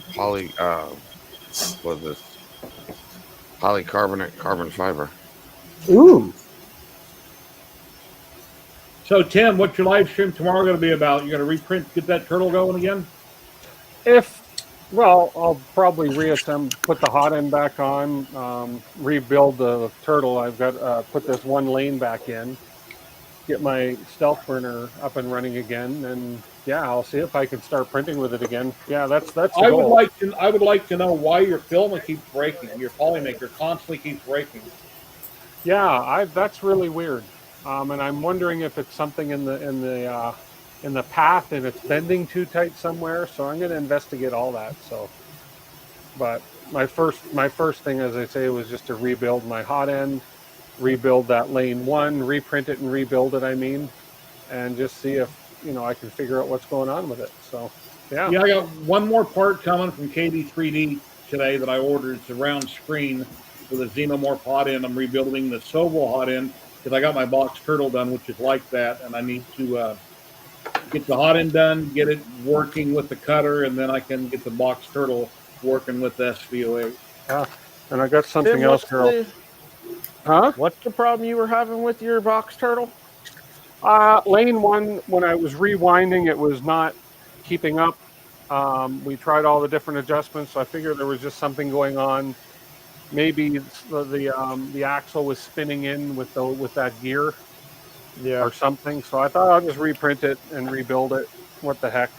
And then I keep getting a thermal error. I kept getting a thermal error on the hot end, and so I figured I'll rebuild the hot end and see what's going on with that at the same time. Do you have a box turtle project in Dad's garage? Yeah. Yeah, I've got one too. Batch 3. I won it. I just want to know what I should do with this linear rail. What do you think? That's a linear rail. Now and there's no ball bearings to fall out. You could put it on a printer and just run a big freaking hot end. What's that all out of one of your machines at work? NEMA 23. A couple of my machines at work I had to scrap because we bought a new one because they were like 18 and 20 years old. This was out of one of the machines. I've never seen a linear rail this big, and I've never seen one where the balls don't fall all out because it's like little nylon rails in it. Oh, that Sign Expo here in Vegas that I was at yesterday, they had stuff like that bigger than that. Yeah, I mean this is cool. This I could Yeah, use this crazy. for something. Maybe I'll use this for a heat set press. Yeah. The weight of the thing will actually knock the heat set through the part. Yeah, this is big. This is something. It's made in DE, I think Denmark. That would be unique. You have Delaware. something unique on your desk, and everybody I would ask just got about it. DE. Yeah, so I thought I'm rather than throw this out, I thought I'm going to keep this because it's pretty cool. So It's not like an MGN 23 or something like that. Oh, it's massive. Like, how wide is the rail? Let's see. Where's my handy dandy? The answer to that is yes. Yeah, Jimmy John and Thunder Keys was hanging out in Tim's stream every time he goes live, trying to help him work through this. And Thunder Keys is very helpful with this. When I built mine, I did it on my live streams, but now I've been waiting on parts from AliExpress on my Sobel SVO8 to rebuild the hot end, make a xenomorph hot end at it with a cutter, and then I can get my box turtle working with it. I finally put mainline clipper on the Sobel. That took forever, but I got that done. Nice. Yeah, that's a 22 millimeter wide rail. Jeez. Yeah. So we've got some huge ones at work. The slews for my machine run on linear rails that are 5 inches wide. Oh wow! And like my Patterson takeout runs on a rail that's 3 inches wide. Holy crap! Some of the robots run on rails that are like 4.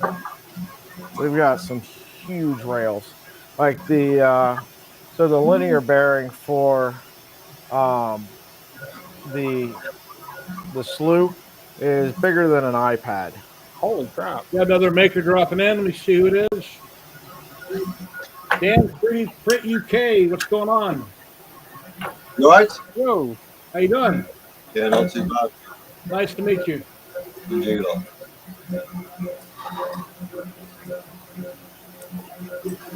Sounds like a robot in the background. Sounds like something. It's not me. No. Probably one of mine.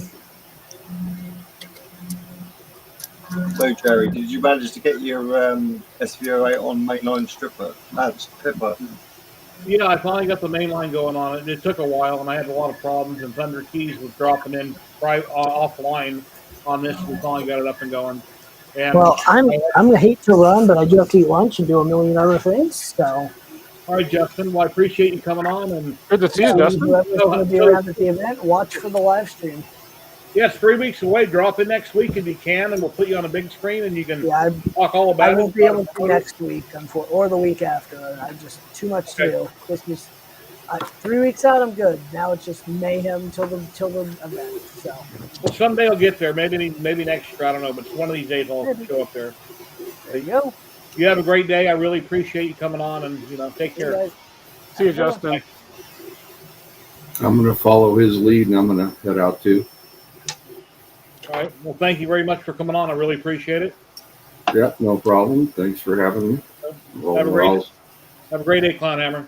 Thanks, you guys too. See you later, Clownhammer. Bye. Yeah, I've got all my kit for my mainline, but I haven't put it on yet. I ate a clown once, but it tasted funny. There we go. To the big screen. So tell everybody, who are you and what do you do? Well, I'm just a hobbyist 3D printer. I actually work as a hospital porter in the UK. Very nice. So I've got like 8 printers so far, and I'm still growing slowly. How long have you been in the hobby?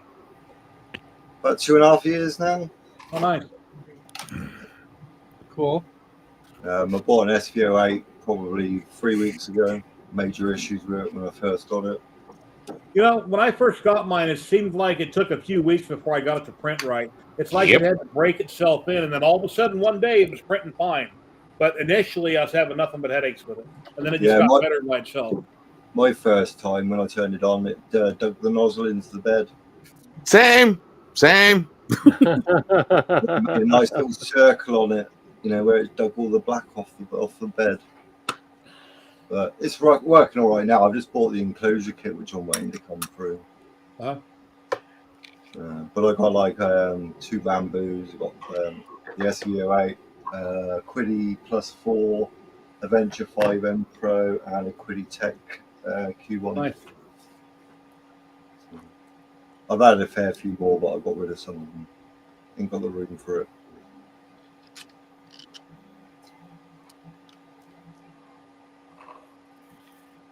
The silence is deafening. I know. Well, I've been trying to get a hold of a box turtle or something like it to put on the Crooked Crow because I think that would be a very fun thing to do. So. Did you see the MMX kit that's coming? Well, that came out. Sorry? MMX kit? For the Soul, yeah, for the SV08. It's another maker's kit, but I don't think it's going to be as good as the box turtle because it's just a little tiny. Yeah, from Nadir. Okay. Yeah, my hot end that I'm printing right now, or I need to put together, is from Nadir. A lot of SV08 stuff's going to be from Nadir. He's focused on that. He's popped in here twice, but he couldn't get his audio working, so it hasn't worked out. But he's tried to come on twice.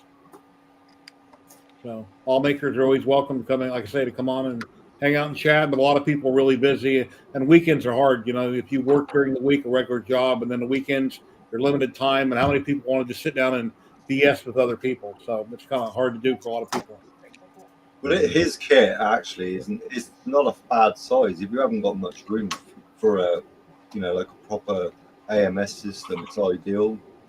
But it's just like all the headache of printing the parts out, and we're still waiting for them to release the list of parts and the color schemes, and so it's just waiting for all that. And obviously, we're waiting for Quiddy to release their AMS system as well, which they still haven't done yet. Yeah. Yeah, I have a Cheaty iFast, which is currently, I've got it on Marketplace. So I haven't used it in a long time. Yeah, my Cheaty Pro +4, mind you, is my go-to printer at the moment. Never have any issues with it. Bamboo, I had quite a few issues with the AMS and the nozzle. But that one's not been too bad. The A1, I've had major problems with filament broken off. But yeah, I can't figure out on Tim's with his box turtle why he keeps breaking filament. He's got a fresh polymaker and it's been breaking on him left and right. I don't know why. Yeah. And even if the path is too tight, it would restrict it, but it shouldn't snap it.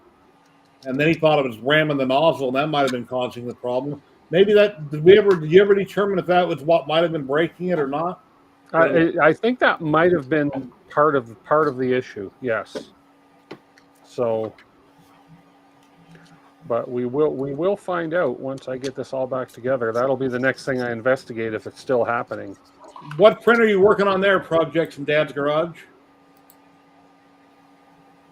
Oh, he's on the phone.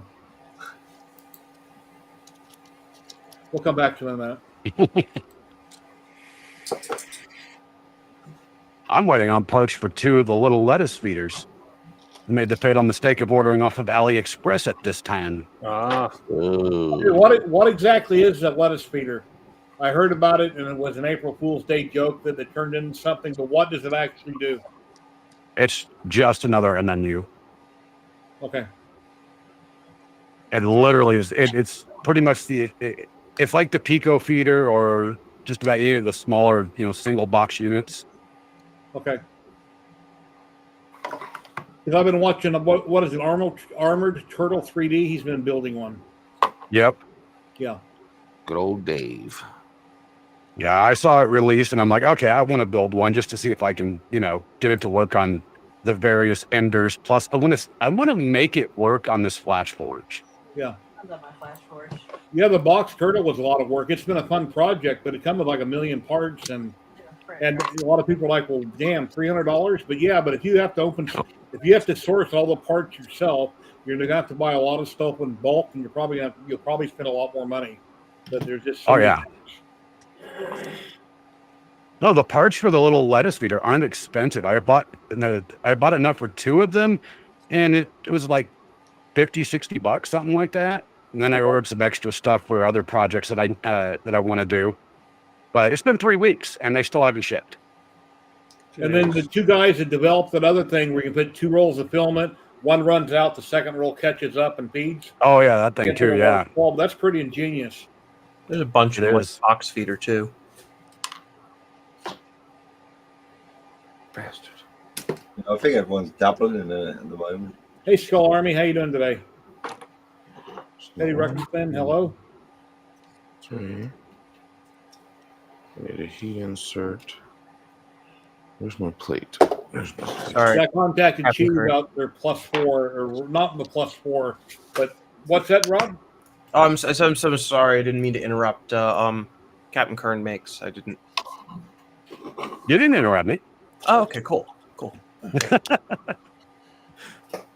Yeah. No, I've been looking for a cheaper MMU. I'd love to play with the box turtle, but it I got kind of the same impression from you that there's the fox feeder. I'm looking at the lettuce feeder. Yeah, that's the lettuce feeders. I'm making 2 of those. Because I really want to have an open source 3D printer that I can, or not 3D printer, open source MMU that I can put with some of my printers. Especially some of the belt printers I have. I think that could be really cool. How are your I mean, kits to do- doing, Rob?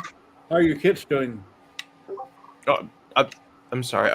Captain Kurt, what were you going to say? And then I'll tell you, Jerry. Oh, I was just going to say, it's a relatively simple design, and I'm surprised nobody's really thought about it. You know, No, we haven't done the giveaway it's a yet. cam system is all it really is. Okay. Yeah, I see it. It looks kind of like the old Prusa one.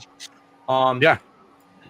Jerry, my the kits are going well. Fabrico has sold out their first batch, I think. I think they have their second batch in stock for the Baby Belt Pro kits. And then I think that West 3D and LDO are going to plan on having their version of the kits available at launch at Rocky Mountain. Though I can't confirm any of that. That's just a suspicion. Are you getting commission per sale or per something? Are being compensated in some way or another? Tiny bits. Oh, wow. Like one room at the hotel for all of the first batch. Oh, wow. For one night. Wow. You know, granted, Hector's an awesome guy, and it's not just, it's never just about the money, you know that. Rocky Mountain, we all hung out at, not Rocky Mountain, 3D Printopia all hung out at the restaurant, and he even bought the guy that came with me that was sick. He bought him a burger for me to take back to him in the room, and just general cool hanging out. It makes it less expensive to do these, shows, but it definitely isn't a profit source. Definitely, it's still losing money in this hobby. It's definitely not a self-supporting hobby. So, How much are the kits? I think Hector's selling them for $300 a pop right now. For the So I think you should get at least, I don't know, 10 or $20 a kit, right? That would be nice. I know the Positron team makes, not Snow, but I'm pretty sure the Positron team makes less of a commission per kit even. Because in order for you to come out with your next big thing, you should make a decent amount of money per kit, and you might have to put your foot down if and when the time comes. I mean, I do have several different companies that are asking about the Crooked Crow. When I finally get that out of, I'm going to do Crooked Crow type number 2, and that I'm going to make it to be a kittable thing. So we'll see what happens with that. But I am behind. Like I was supposed to be almost finalized with the Baby Belt Pro XL about a month ago, and I would have been if I hadn't run into issues with the belt flexing. So I don't know what everybody does here in real life. I know that you have a computer store. I know that DeWitt has a printing company. So somebody that's already in the business industry would have a better take on what I just said. But I think you should be making a decent amount of money per kit. Small, because they're producing everything, but it's still your concept, your idea, Rob, how about a treadmill? Somebody already did a video on that. Yeah, They took a literal treadmill and turned it in. I talked about this like a couple of years ago, 2-3 years ago, and now somebody finally did it. Yeah, but the way I view it is it going to actually be a printer you use? Sure, it's great. It looks Excel. great on YouTube, and we're talking about it. Gets lots of attention, but is it actually something usable, or is it just an attention getter? My thinking is the belt will not slip. Well, I don't have a problem necessarily with the belt slipping. My problem is the belt will like curl up on the sides with bigger prints. Mm-hmm. Like for example, Ah. I made these on the Crooked Crow because I needed 20 of them. So I just queued them all up and went go. And they printed on the Crooked Crow with supports and everything else. You know. Okay, I have an idea already what solves that problem what you have. I had a pile of them, but they're not perfectly flat on the bottom. Yeah. And when you scale this up to the Baby Belt Pro XL, it How wide it is XL the belt? How big it is? 250. How about you put like little metal plates, flat little metal plates in there on the belt, going crossword, and then also make it like a tank track, so it comes over and clicks over the wheel, and then the little plates click into the wheel and then go over it, and this will also then, once you print on top of it, I mean the plate underneath the belt, under the fabric, and then on top of the fabric you print, and then it should not curl up. You know what I mean? I toyed with that idea. You'd have to use very thin plates, and the belt manufacturer would be difficult. And if you're printing small things, they won't detach on the scraper because you don't get the perfect roll with the infinitely small peel point. You'd have plates, and it would have to peel off the plates, and that would be bigger peels. We'll do the giveaway in 5 minutes, guys. If you're watching in chat, go to the top of your pinned post on Twitch or YouTube. Fill out the form. Must be present to win when you give away a roll of Polymaker. Go ahead. Sorry to interrupt. No, it's all right. I toyed with that, Matt. Currently, what I'm thinking is printing TPU. Got Mom with a laser. Hello. How you doing today? Yeah, it was great seeing you at the show. That was really busy. Thank you for stopping by. You got a minute, you're welcome to pop in on camera and say hi to everybody and promote your channel and what you do. What I'm trying to do now is print, before I make the belt, is, you know how you can print into fabric? Like into the layers? Mm-hmm. Do that, except with 2 TPU strips down each side, and then use V wheels so that you can kind of pull the belt like a tuner Honda, not like this, but like give it some camber. So it pulls the belt out, like tension it off. Well, I have a safe side. And that would also keep the belt from walking from side to side as you're printing too. So you can get lengthwise tension, widthwise tension, and keep it down on the belt, down on the bed. I just had to rebuild my Voron 2.4 to be able to do that nicely, and I just finished that yesterday. So that's on my list to do today, is make a belt that style and see if it'll work. Otherwise, there's another idea I have. Again with the plates, but then also use chicken wire, crisscross all around the belt to have it, like a tension, like you said, like what you. Mm-hmm. No, I've tried some of those things. I used wire mesh in window screens, because if you pull it one way, it tensions short the other way. Kind of like those grabber toys you had as a kid. You go like this and they shoot out. That kind of thing. Then with tensions on the side, so it would tension in. So you tension the belt longer, it would pull in against limiters going the other way. So that tensioning one way would tension the other way too. And that didn't quite work. It just bound everything up once you got the belt nice and tight. All right. Let's give away a roll of Polymaker Filament. We got 48 entries from people on Twitch and on YouTube. Must be present to win. The third person in chat, give me a number between 10 and 20. Third person in chat. And then we're going to mix up the names. We're going to draw up a roll of Polymaker. 7. Matt's going to win it anyways. I'm not in it. I'm not allowed to win it.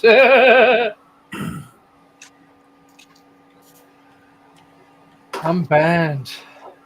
Third person in chat. Looks like Chris Main, 20, he says. Alrighty, here we go. Let's mix it up 20 times so I can count that high.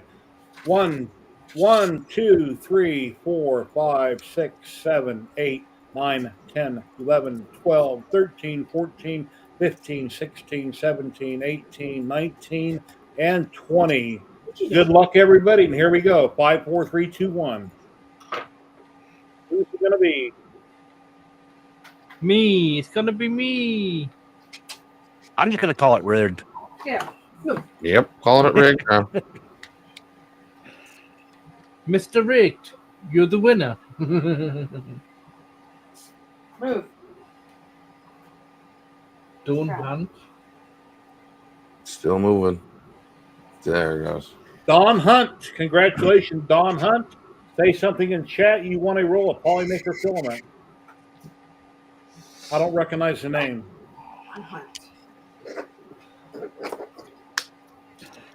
There he is right there in chat.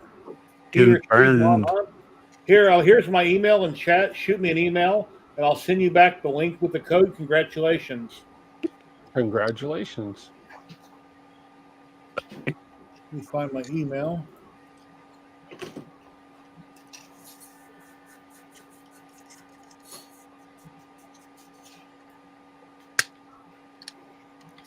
I forgot to fill this already out this morning. I usually get the code in advance of the screen, but it only takes a minute or two. It's automated with Polymaker, and they'll send me back a link and a code right away.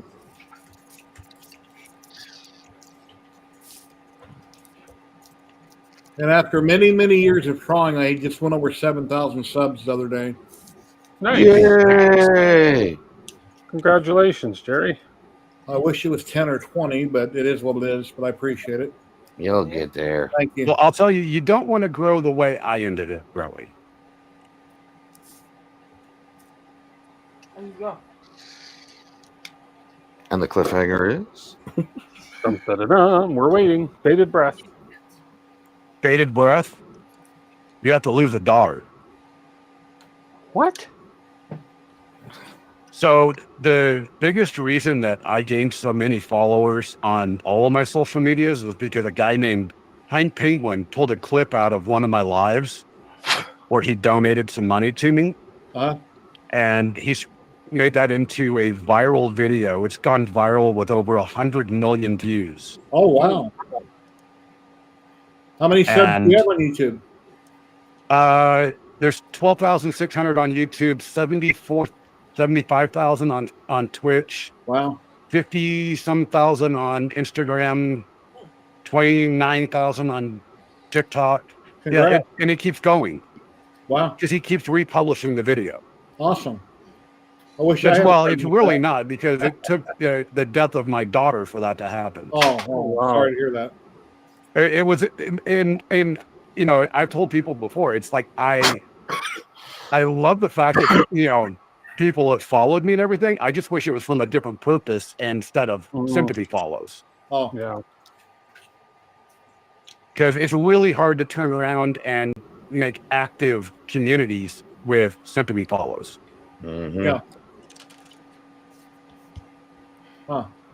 Yeah, I feel you on that one. Ours is, I only have 3 million on ours, and it was basically a belt fail on a printer. And then we blew up, and I'm looking, I'm like, half of these subs never show up ever again. So there's no real community around it. We're almost at 12,000 now on YouTube, and I think, God, I lost track on Instagram and all that stuff. I don't really pay. That's Terry's job. I mean, 3 months ago on YouTube, I had 700 subs. Yeah, on Twitch, I'm only on Twitch once a week when I do this live stream. I've been on there for a couple of years, and I got like 700 people that follow me. I mean, I will say it repeatedly over and over again. It is absolutely the best thing in the world to do is to grow organically, even if it takes time. Yeah. Yes. Well, 5 years for me, and I'm what, 2,300. There's something I've always felt I'm doing wrong in the back room, other than I was posting every week. I'm not now, but I was doing content every week. There's something I'm doing wrong with tags or something that I've done because I see all my friends since 2016, 2017 shot straight up, and I've always stayed right down here. And it's like, what am I doing wrong? It's something on YouTube I've been doing wrong. I don't know. I can tell you, I just got, so this is pretty funny. I just got a digital marketing degree back like 3 months ago. Uh-huh. And using YouTube's current algorithms, I have watched all of our channels that I frequent all the time, and everybody's doing everything almost exactly right. Mm-hmm. It's chance and luck because their algorithm is garbage. Yeah. When I was at my sister's house last week, I wanted to show her one of my videos. I had trouble finding my video on her computer. Yeah. I had a lot of trouble finding my channel on her video. Yeah.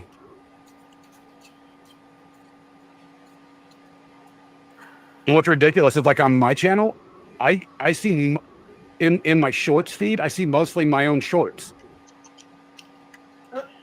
Oh, okay. That's not supposed to happen. Mm-mm.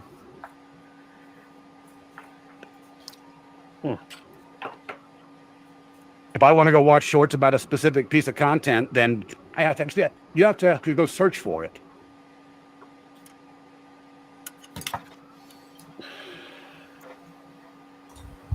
I still have yet to make video 1, but I intend to. I was kind of waiting for this guy to get done to sort of anchor the channel to. Just do it. God, I hope you've been recording the build of that thing. That thing was awesome. Check your email, Dawn. I just sent you back your code and link to Polymaker. You should have it now. Thank you. I thought about it. I mean, there was a lot of learning, shall we say, with the gauntlets. Those things are a nightmare. I enjoy doing the helmets, and I make them all the time. But yeah, it's actually the mannequin underneath is one of those. I think it's spider hilt props. It's a PVC mannequin that they sell a kit for, and it's like it was cheap enough. They're version 1. I'm like, let's order the kit. Might as well support somebody and save myself the time to have to measure everything out. And busy enough with all this stuff. Sprinkler fittings and PVC pipe. Yeah, it's all pre-cut stuff, and then I got a little cheapo Walmart styrofoam head just throw on the top. Needed a little bit of extra padding on there. Right. I just needed something where I can throw some monk's cloth over the top just to, get it going. But I'm gonna sew a proper cloak for him and then get the leg armor going. And I guess the idea is I'm gonna have to build a pedestal. The legs need to slide into something that has a wider base so I can have the arms out. Because the goal is to have the sword angled out at a 45 and then the flail. I don't know if you can see. I got the full flail down there. It's quite heavy, but I need something that can handle the weight. And then it would be good for people to take photos with, I figured. If I have a table set up somewhere, with both arms out like that, it'd be really good for people to take photos with it. And then also it's a wearable system as well, so dual use that way. I do have a question for everybody. When it comes to Halloween, do you feel comfortable putting out like full size things? Worried about theft or sun damage? Or you just go for it and put stuff out there in your yards? I don't keep 90% of the stuff I print. I print it as test or just because I can. So I'm 100% okay with that. On a different note, though, I am going to duck out. Thanks, Jerry. Thanks for having me in. Take care. Have a great day. Thank you. See you later. Yeah. I just made a really stupid mistake. Do I have any mods on Twitch? If I have any mods on Twitch, delete my comment. I'm going to have to get a new code. I was going to share the link to drop in on the stream, and I actually shared the code that I gave the winner. So if Dawn, if you're out there and you have your code, please use it. If you can't, somebody else in chat may use it when it's not theirs, and I'm going to have to go get another one. Because I shared the wrong thing in chat. I completely screwed up. If you follow me. Yeah. Yeah, Jerry, I got to duck out as well. I got to go get some stuff done in the yard before it starts raining again. Well, I appreciate you coming on. Thank you very much, Captain. You have a great day. Thanks for having me, guys. See you all later. Take care. See ya. Nice for coming. Thanks for coming. Not nice for coming. Sorry I had to dip out on you there for a minute. So in answer to your question earlier, this is a Micron printers for ants, but it's doom cubed. So there's printers for ants. It's kind of the brainchild of Part K. It's basically a small version of the Voron 2.4, and then double panels and everything to help insulate it for higher chamber temps.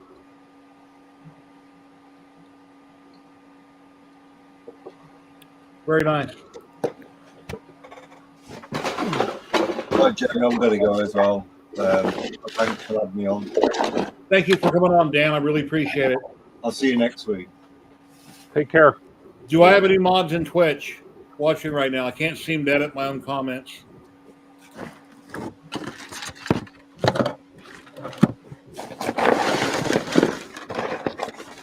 A couple of you guys were talking about the Happy Turtle lettuce feeder. And saying you're building it. What are you guys going to do for your spool management? Just out of curiosity, what are you guys planning for that? That's probably the biggest issue with the lettuce feeder. Same way it was the biggest issue for the original Enraged Rabbit carrot feeder and stuff. I think everybody was going to build one is off already. Yeah, okay. Never mind then.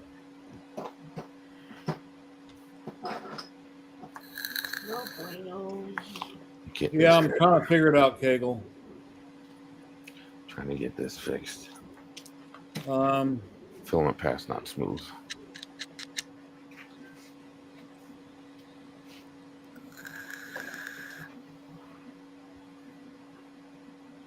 Kegel. Mm-hmm. What are you working on? Who? Dave? You. This is the stealth burner head for, well, it's a modded stealth burner head for a Cobra Max that I put some new motors on, put a Manta 5 board on, and I've got to run a USB umbilical to it. So I'm trying to clean it up because it's way too big for all these monster long cable extensions. Like this isn't going to be long enough to go on it.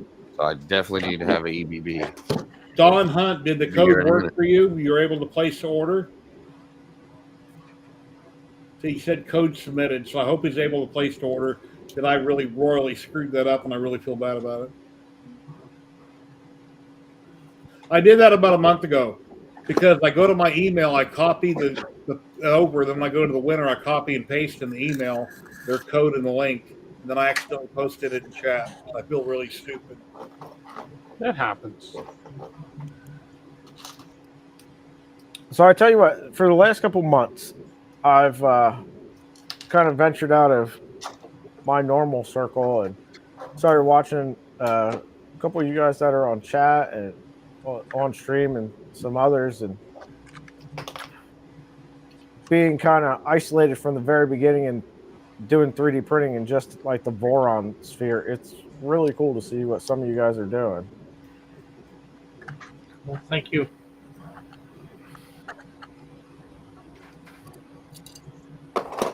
Yeah, my current project I'm working on is, let's see, camera's not working here. What's going on with my mouse? I got my box turtle back there on the swivel right here. And then where all that filament is sitting right here, I took that printer out in the garage, got a Cheaty iFast sitting there, and I got an X1 carbon next to it. But I've got 3D prints and resin prints, and I got a big xenomorph alien, and I don't print as much as I used to because I have no room to put stuff. Nice. And then I got a couple CNC machines out in the garage. And then I got a fiber laser, a Rolly 10/20 watt diode laser, and then I got an RF laser, big RF laser. Laser is something I've always, well, not always, but since I've gotten into 3D printing, I've wanted to get one, and I don't even know where to start with.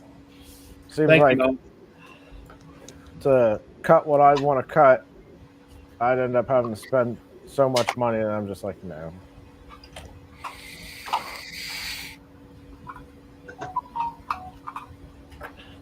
Because I want to be able to like cut clear acrylic and polycarbonate and stuff like that. And Here you go. Project that.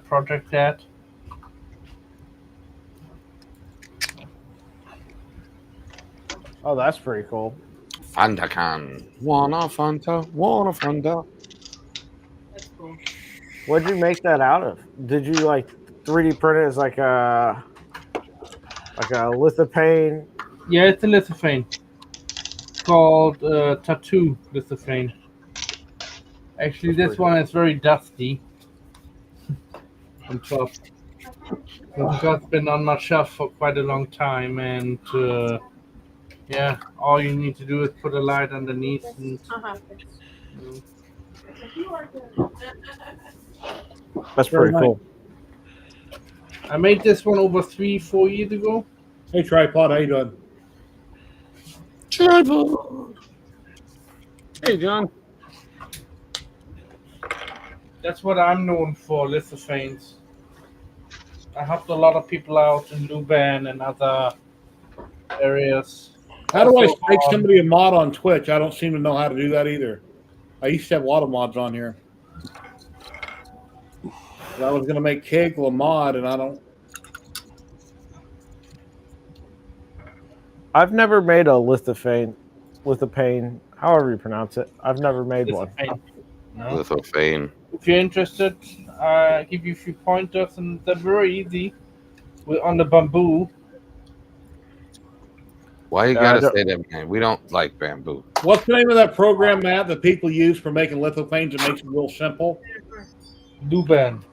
No, that's the expensive program. There's a free program for people who want to dabble with it. It's litho. It's litho. called Lithophane maker. Yep, lithophane maker. Yeah, lithophane maker. Yeah, you upload the picture, you pick the shape and all that, and it spits it out. Yeah, Luban does it obviously, but Luban's expensive. Yeah, it's litho.com or lithophanemaker.com. Both of these websites are free to use, and you can. I mean, each of them have their own unique abilities. Lithophane Maker, you can do CMYK. They have a little bit less on models, but it's litho.com. They have quite a few models like vase shapes, flat, curved, box, and so on. Now, what do you normally use to like backlight those? Just a regular light. Just a regular light. I mostly use daylight, white light, not warm light. Okay. The 61C or whatever it is. 61K.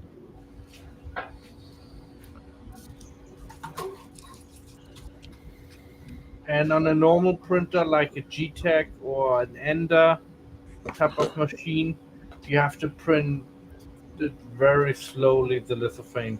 The Kegel, if you're still there, I modded you. It took me a while to figure out how to do it.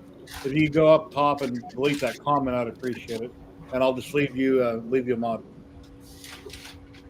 Now, why would you want to print it slow? Why would that be necessary? Just out of Detail. Detail. Also, prevents the vibration line. Vibration line. You get sometimes under extrusion because of that. So, but on the bamboo, you can print on the normal speed and it will work fine. Yep. Bamboo is almost 3 times quicker than a normal printer printing lithophane. Yeah, Core XY works better with the lithophanes than the bed slingers. If you're using a bed slinger, you got to slow it down. Good deal. Good deal. Because you suffer with the wobble effect. going back and Back forward. and forth. And also you have to Yeah. align it with the bed. Yeah. Depends what type of shape you're printing. I don't print much on bed sleeves. I got the switch wire and I got a CR10 that I use if I've got to print like something huge out of PLA. I think it's used maybe once a year. What the hell is this? Where in the world? That's straight water. That's seltzer water. I just subscribed to your project in Dad's Garage. Hey, I appreciate that. And I'll share your link in chat. Everybody go check out Project in Dad's Garage. The man right there on camera. Here's a link to his channel. Too late. Already subscribed. Clownhammer, thank you for the follow. I appreciate that. Already subscribed. Did you guys do game night last night, Dave? Yes, we did. Did it get as out of hand as the previous week? It was only semi NC-17 this time. We didn't go all the way crazy. Oh Lord! Terry tried to keep herself under control.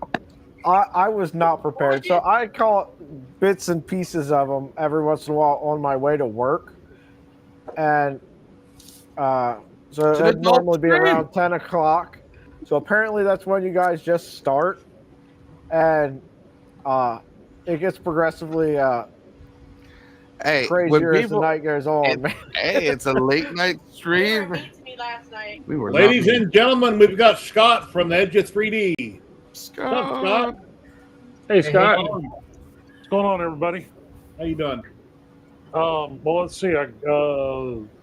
Sebastian's roll of ASA. It's been tested, and in fact, I'm uploading the results to the hosting site right now, and we'll go over those in a little bit. But I'm going to say this: Ziltech and I and ASA. But it printed absolutely beautifully. Hey, Betty Boot. That's my wife in the other room watching.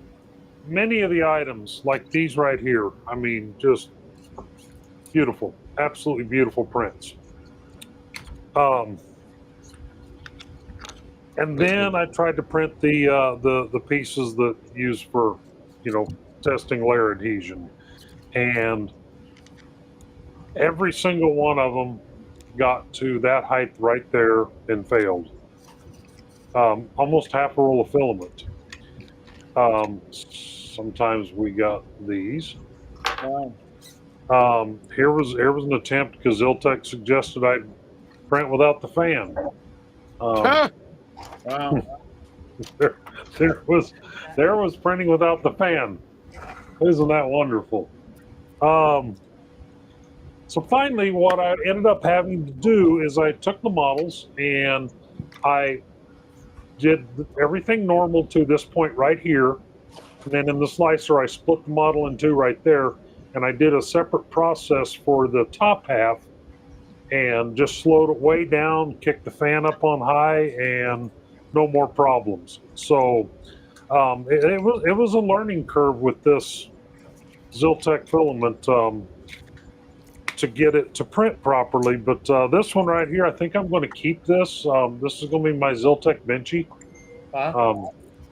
Just going to hang on to it forever. But give me a few minutes here to finish uploading and getting in the right mindset. And yeah, I've had mixed results with Ziltech on my X1 card, and it used to print fine.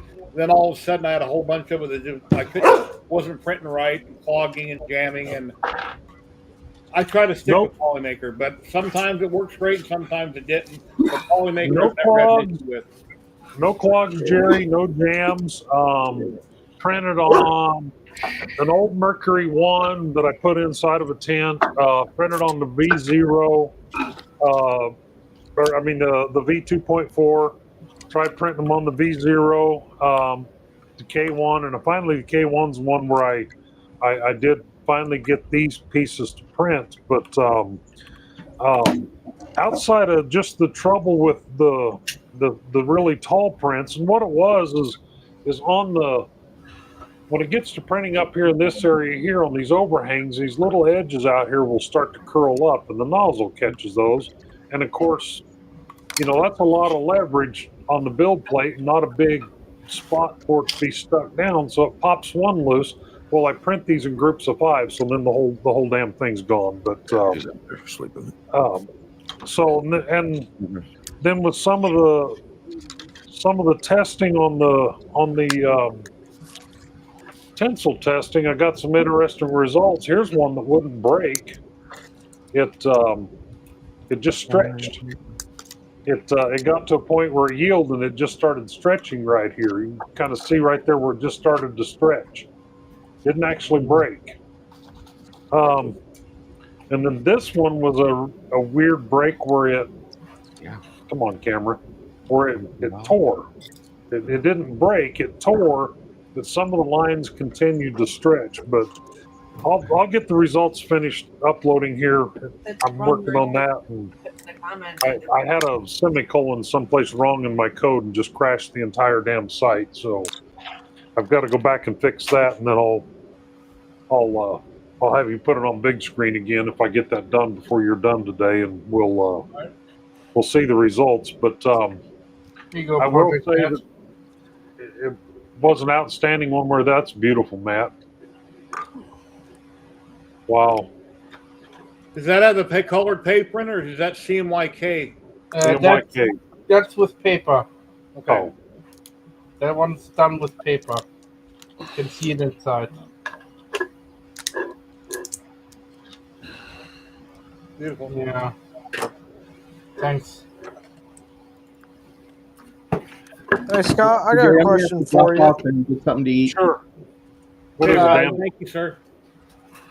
You were printing some of the Polymaker PBS CF, and I got a lot roll. of PBS CF, yeah. Yeah. You were doing a bunch of testing of it. I was watching some of your stuff. You were talking about it, I think, last week on this stream. And I just got a roll of it. And of course, you know, there's no preset for it on Orca Slicer. What settings were you using or thereabouts? Be honest with you, if you go onto the Polymaker website and you look at their print settings that they have for the PPS CF, that's a really good place to start. Because that's Matt and I playing around with it, because Matt and I were the first two with the filament to print with it, and we had to figure it out on our own. So I know Matt's got some, let me look on here right quick, PPS CF. I didn't know that they had print settings on their website. So go to the material on their website, scroll down just underneath where all the pictures are. Third one over is print settings. So if I go to Fibron and I go to that filament, go to Fibron, then go to the PPS CF10. Right underneath all the pictures, description, reviews, and then you hit print settings. And I will tell you, the printing temperature, print as close to the top end of that 350 as you can. Okay. PPS likes it about 250 or 350 for sure. Loves 350. Yeah, it'll actually print at 310, but it'll be, when you try to take it off of the build plate, it'll shatter. Okay. So the hotter the better. 340, 350 is a good place to print with it. I run my bed a little hotter than what they call for, but you know, I think I left my bed at setting at 105 most of the time, but that's not nearly as critical. Ego Project that. This is a CMYK picture. And this is done with 4 different types of filaments: white, cayenne, magenta, and yellow. All right, Don. Thank you, sir. And once I get this light on, oh wow! I made this for a client of mine. We ordered that one, but he didn't pick it up yet. Looks good. So, how many layers is that? Huh? How many layers deep is that? Probably run about it's Slow speed build. 2.8 mil thick, and it's run about 50 changes, 50 layer changes, color changes. So is that what your print orientation for that? Is that printed out flat. Kind of like a hue forge? Yes, Okay. like a huge forge. But you get all the colors. In a huge forge, you don't get all the colors. Yeah. With the Lithophane, you get all the colors with this one, with the CMYK. Q4, you have to have the color you're using. If you have a different shade, then it would make whatever picture you're looking different, and it doesn't have to be backlit. Yeah. Yeah. So also, in Luban, there's a program called Painting, and it's actually similar, very similar to Huge Forge. Oh, that's funny, Betty Boot. Hope we have honest people in the stream. Yeah, I'm sure a lot of people are honest. Not everybody.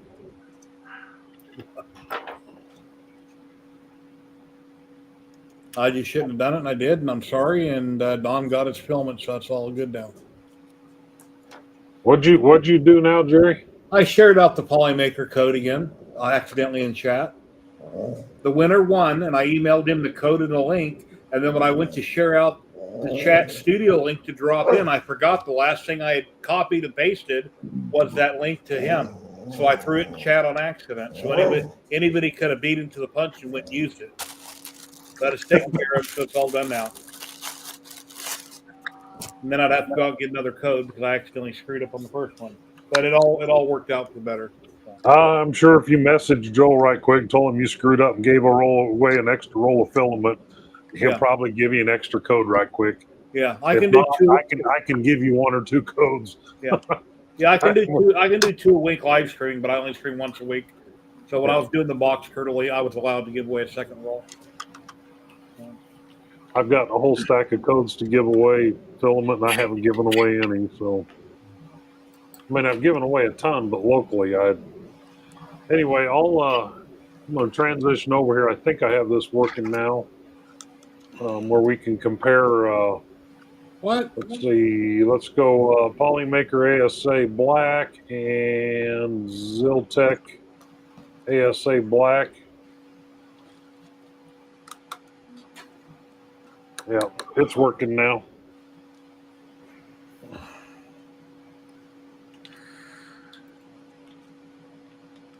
So the top is the Polymaker ASA and the bottom is the Ziltech, and that's the only 2 results I have in there right now.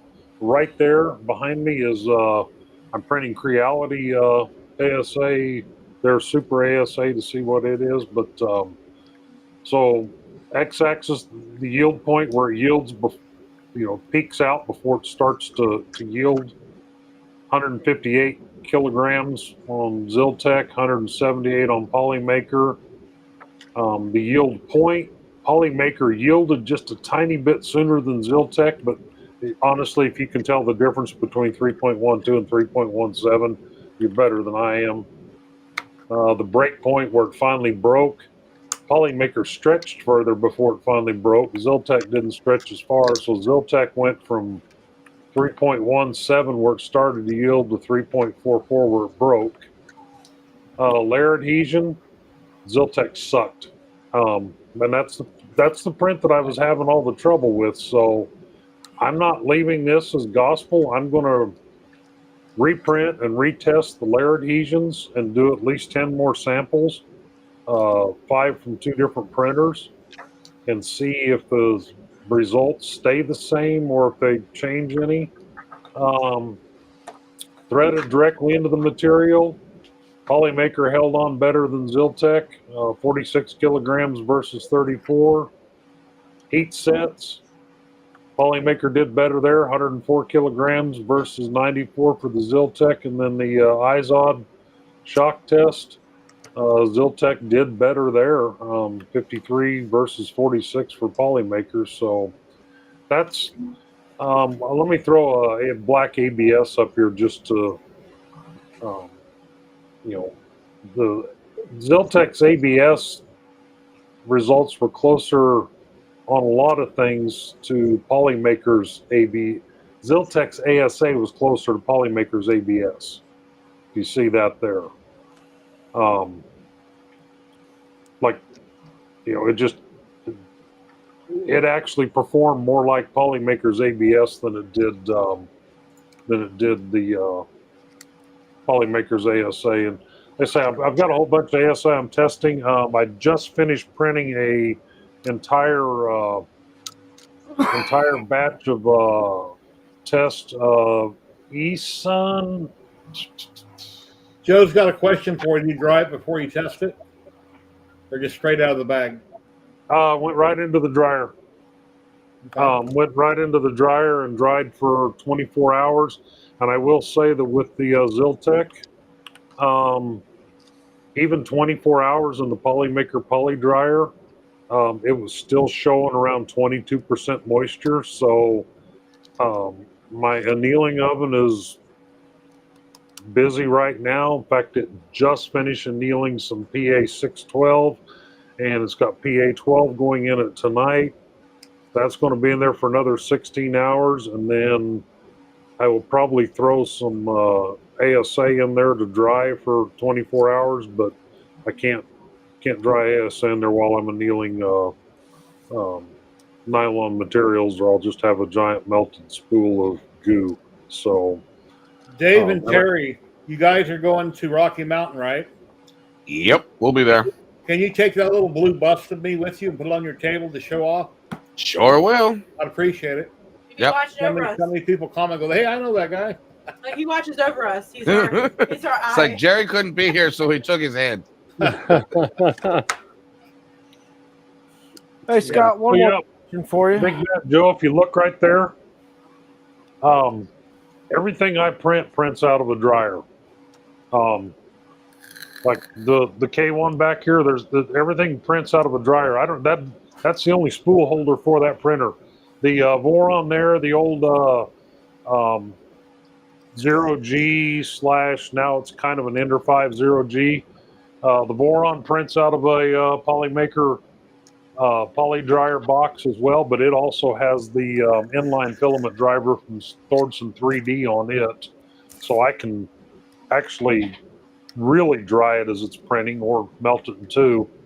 And then the 0G Morphodite Creality Ender 5 thing over here, it's got the IBOS. Dad's Garage, what's your name? My name's Alex. Alex, you had another question for Scott? Yeah, I was just curious what he was running for cooling on that PPS CF. Let me just pull up a. Let me bring up a Orca slicer here, and I'll jump over onto that screen and show you my settings that I use for that on the Voron. Oh, there it is. The Voron's dead right now, so I can't. Come on, focus camera. What happened to it? I'm waiting on Blue Man I ordered cartographers, not knowing all the scandal behind the cartographers, and then realized the damn things are coming from China. So I turned around and ordered 2 more beacon probes from West 3D. So whenever they get here, I'll put it back together. But here's let me transition these screens back over. Make this bigger. So here's my PPS-CF profile that I run, and you'll see like my flow ratio is a 0.925. I do run pressure advance on it. 350 first layer, 345 other layers. I guess I have been run 85 and 80 on the plate. As far as cooling goes, basically none. Yeah, I was just about to say almost none. A 0 fan speed at 4-second layer time, and it'll kick up to 60% fan speed at a 2-second layer time. And then I have a 30% fan speed on a 95% overhang. So it's damn near got to be straight over to kick on for overhang. But that's the settings And then on the overrides, I do run quite a bit more retraction and than normal for a direct drive. 4 millimeters of retraction. Yes. Wow. Actually, what do they call for on their website? They've got a pretty high one on there too, I believe. They're calling for 3 millimeters on a direct drive. But so that's in a nutshell, that's the settings. I mean, the cooling, basically there is no cooling. You know, and it doesn't slow down really any for it either. And the print right there, and then let's see here. As far as print speeds go, really don't have a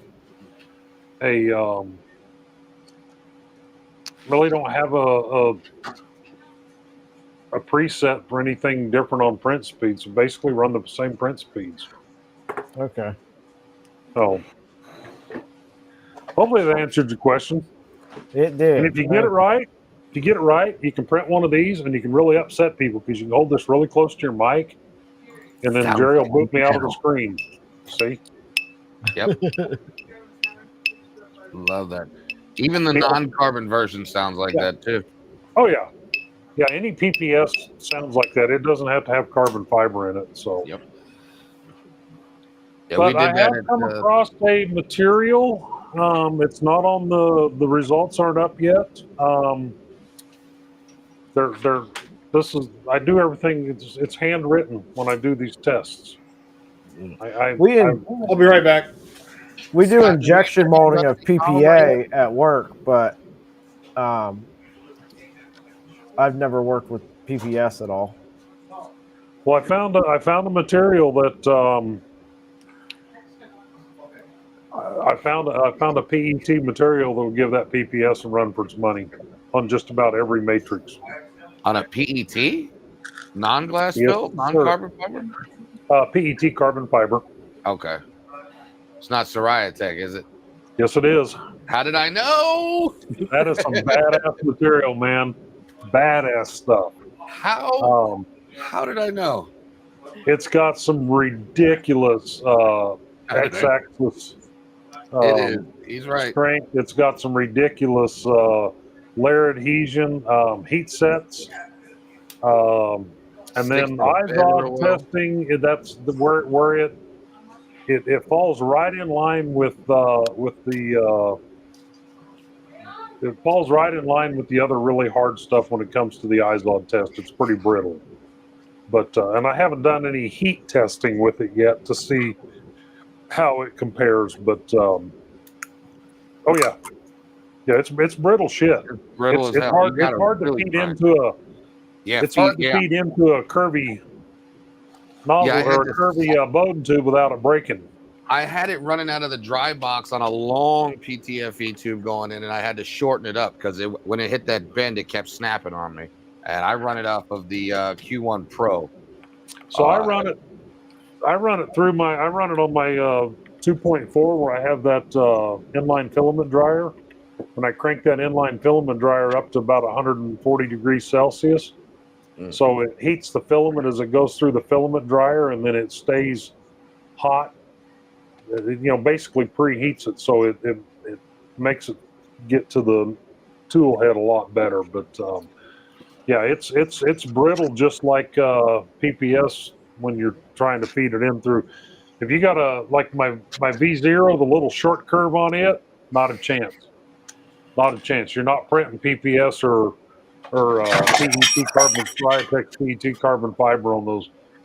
That's why we can't have nice things, Tim. Yep. Roll on the floor. So how many days without an accident? That wasn't an accident.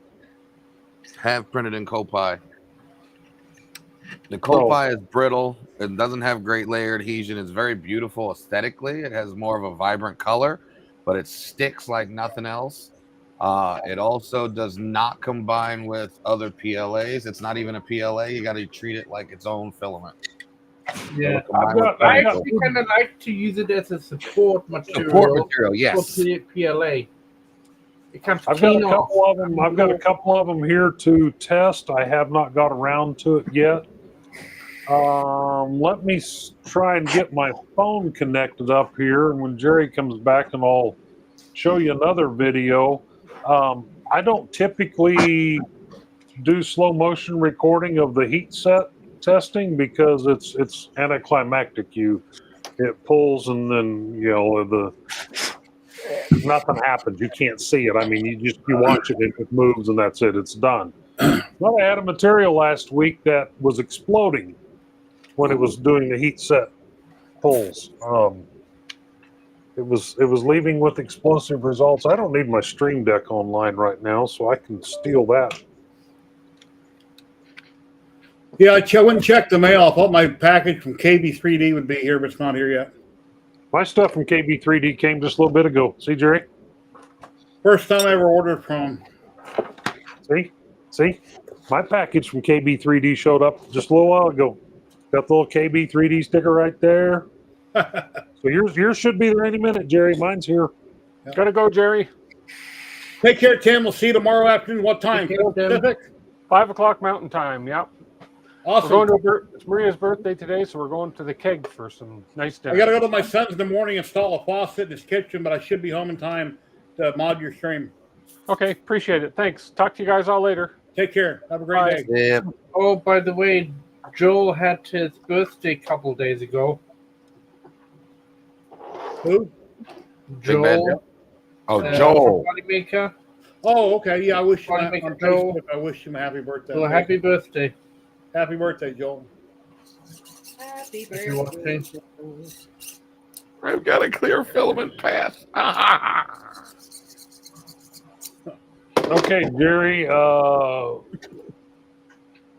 So this is Polymaker COPA. That's that nylon blend, and this is doing the heat set test on it in slow motion. But there's a heat set in there, and it just pulls it, and it measures where the heat set comes out at.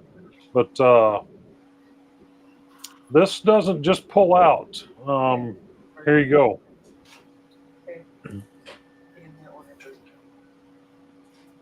It explosively deconstructs.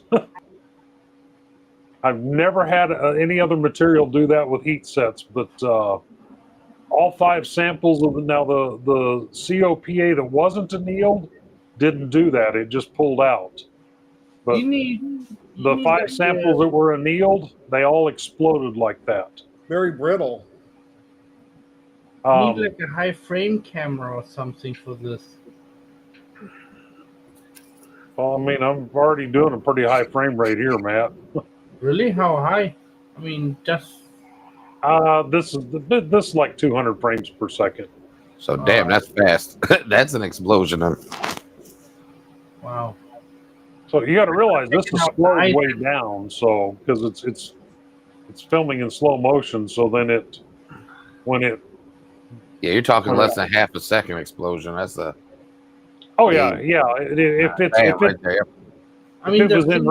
in real time, you can't see it. It just happens.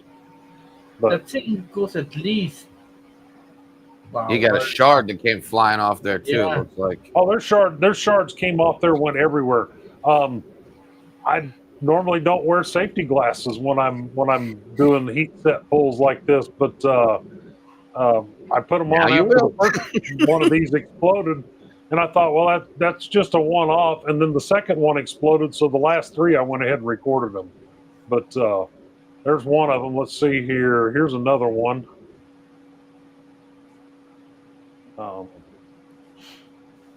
This one flew damn near clear off the table, if I remember right. There we go. Jesus. Kegel's asking, what's the pressure that it reached before it let go? On that, where it was busting those at was 116, low of 113 kilograms to a high of 126.9. On this one right here, it was 120.3 when this one let go. The one right before it was the highest one at 126.9. But, because that's a smooth roll.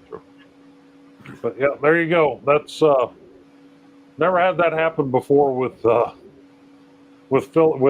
heat sets. So was quite interesting. You know, I always record the XY test. You know, the test pulling this piece here, breaking it, and then the layer adhesion test. I always record those because a lot of these, when they break, especially the ones that break, you know, you can imagine on this machine here, for the now the Polymaker PET carbon fiber, Dave, is nothing even remotely close to the Soriatech.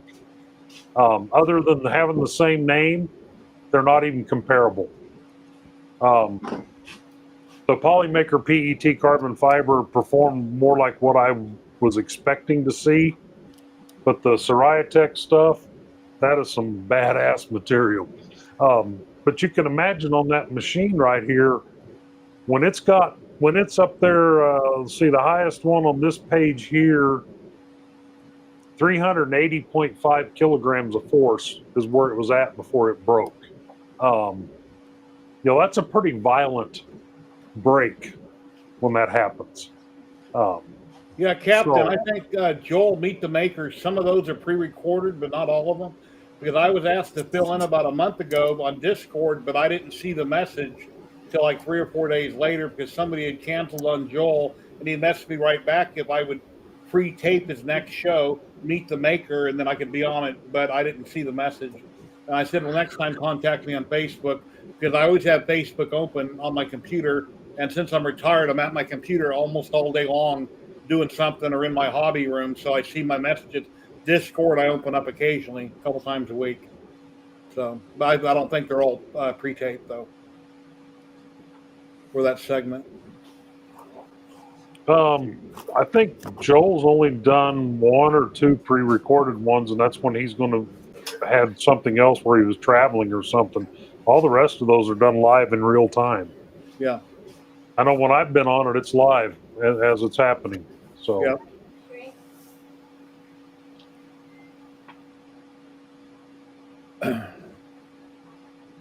So the testing continues. Yeah, got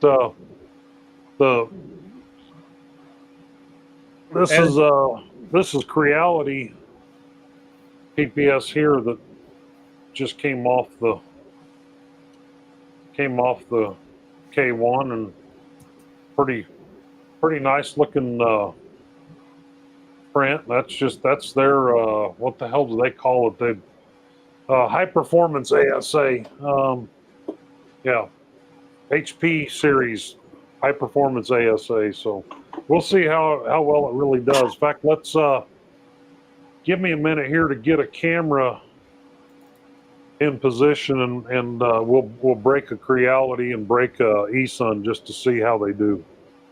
All right. Hey, Dave. Yes. Anything you guys got going on you want to talk about?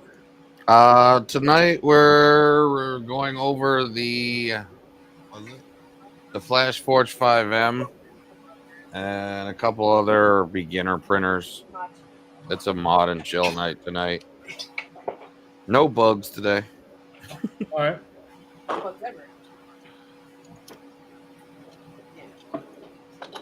Bugs. I had a little birdie tell me that a Benchy may be getting printed inside of an airplane in flight here real soon.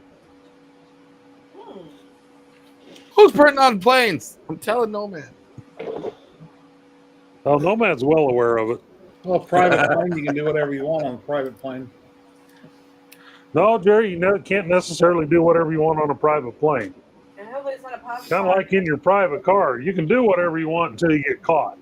Yep. Yeah, you can't shoot a bazooka in an airplane. Well, if you had a Creality printer in the back seat of your plane and you're flying across, why'd you matter? Why would something like that matter in your plane, your private plane? FAA rules. Yeah, I mean, something like that. No, that's fine. You know, the FAA could give shit if you got Creality printer in there printing. How about a barbecue? I wouldn't insult my airplane with a Creality printer. Damn it! You take a bamboo instead? Would you be allowed to have an open flame or something like this on an airplane? So here's the thing with that. You can smoke in an airplane if you want to. But just remember that your fuel lines and stuff are running right through the cockpit on a private airplane. And on commercial airplanes, you've got oxygen generators all over the place in there. And if one single one of those was to happen to just start, for whatever reason, then you have an exploding aluminum tube. Yeah. So safety first. And you can do it. It's. Let's see here. Perfect. Left bench overhead. Why is that camera not working? I think I actually burned up my USB extender earlier today. There it is. Oh, wow. Yeah, those two trade shows I went to, the one yesterday for last Thursday and Friday, and the one last month, I doubt that I would go back next year. I mean, it was really cool to go to once, but I don't know that I would go back. Yeah, I don't think I'm going to be able to have a camera over here at the tester because my USB extender cable is not working. I had a fan plugged in wrong on a Pico a little earlier and had it dead shorted on the 12-volt side and or the 5-volt side and plugged in a USB-C cable to it, and it would appear as though that USB extender cable is no longer a functioning cable. So, but did it give you the magic smoke when it did it, though? That's the catch. The Pico board did. This one right here that now says Yunk on it. See where it says Yunk? And then it says Yunk on the back. This brand spanking new Pico board. Damn. Yeah. It gave magic smoke out of right here. This right here is where it gave the magic smoke. Did it come off Amazon in the last couple of weeks? I was just about to say. No, it came off of. Here's the box that it was in. It came off of Fabrico. Okay. Damn. So Amazon's replaced quite a few parts for me that suddenly caught some magic smoke. Yeah, I don't do that. If it releases magic smoke and it's not something that I did, I'll look to get my stuff replaced. But Polymate 3D. Hello. How you doing today?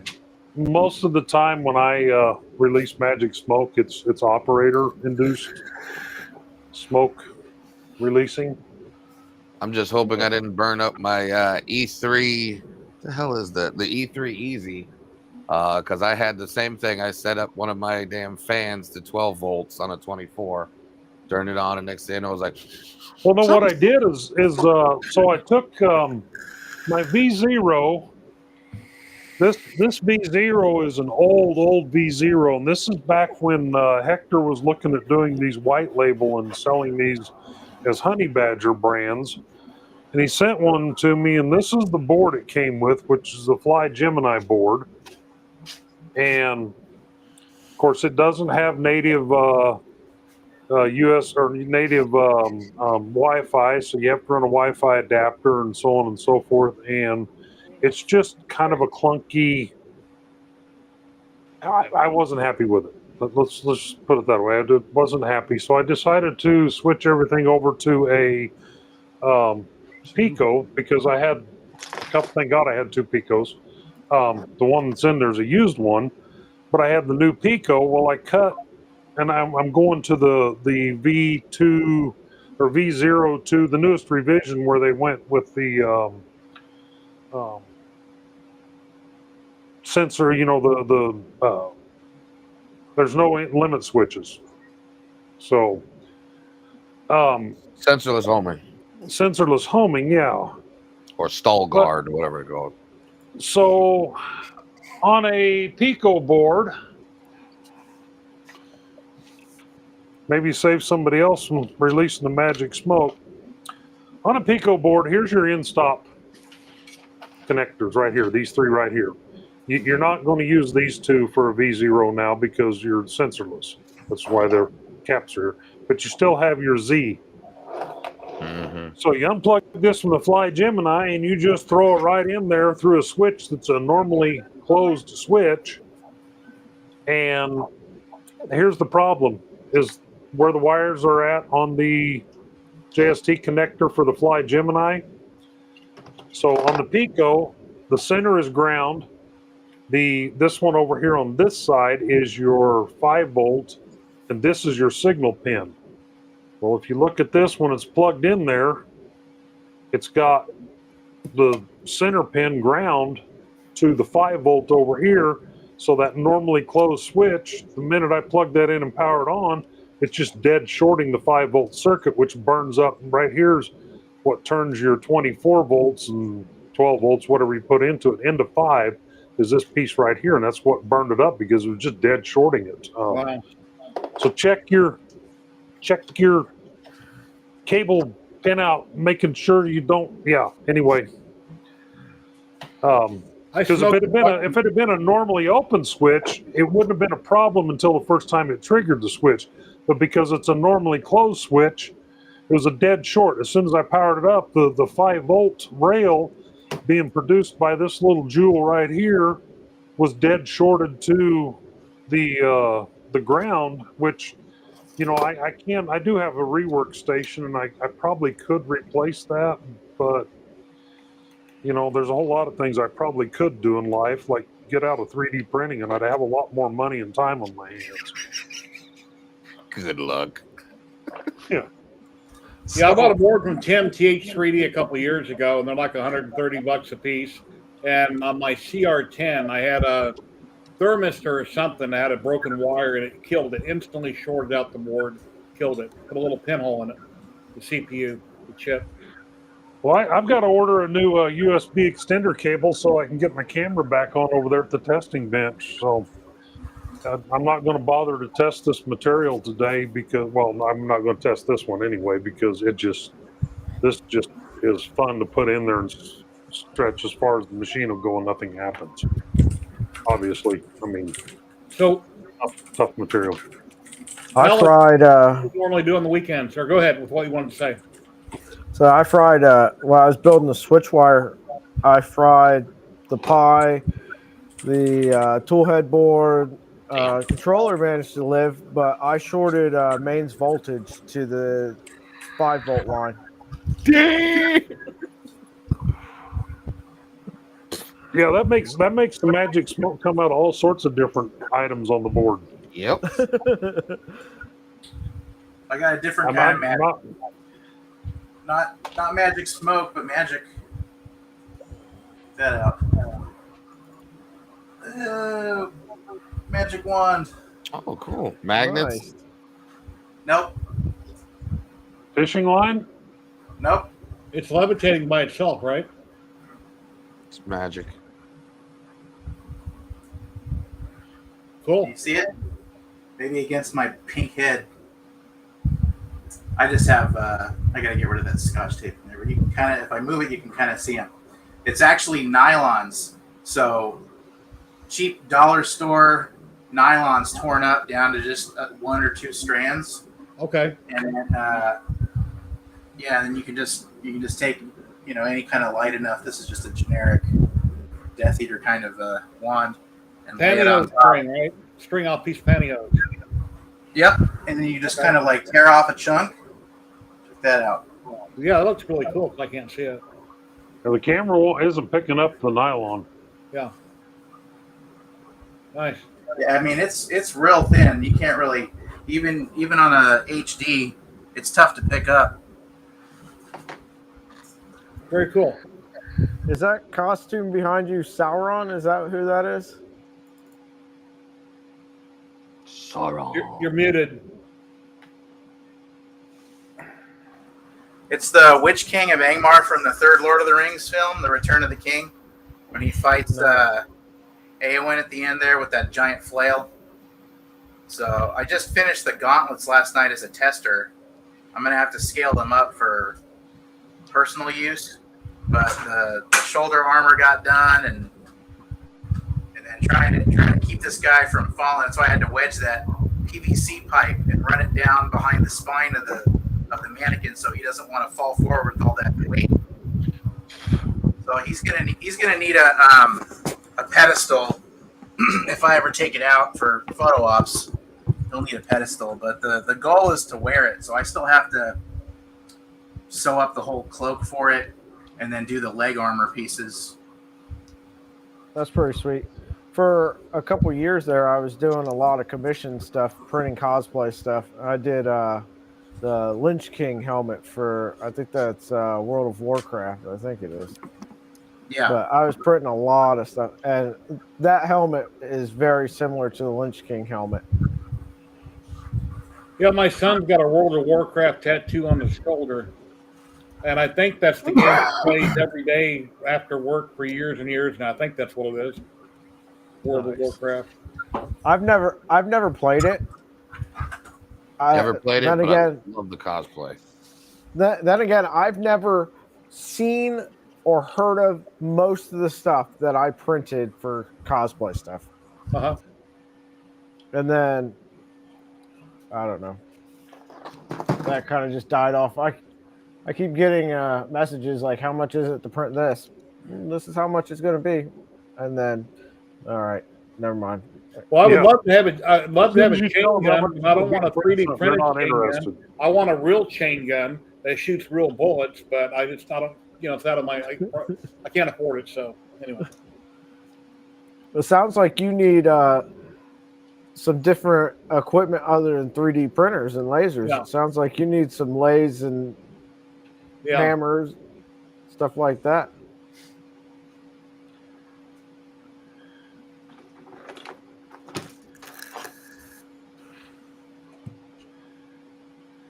well, we still got 30. My wife says no. I got too many hobbies. Still got 33 people watching. We're still live on YouTube and Twitch. Got 8 people on Twitch. Been streaming for 2 hours, 51 minutes.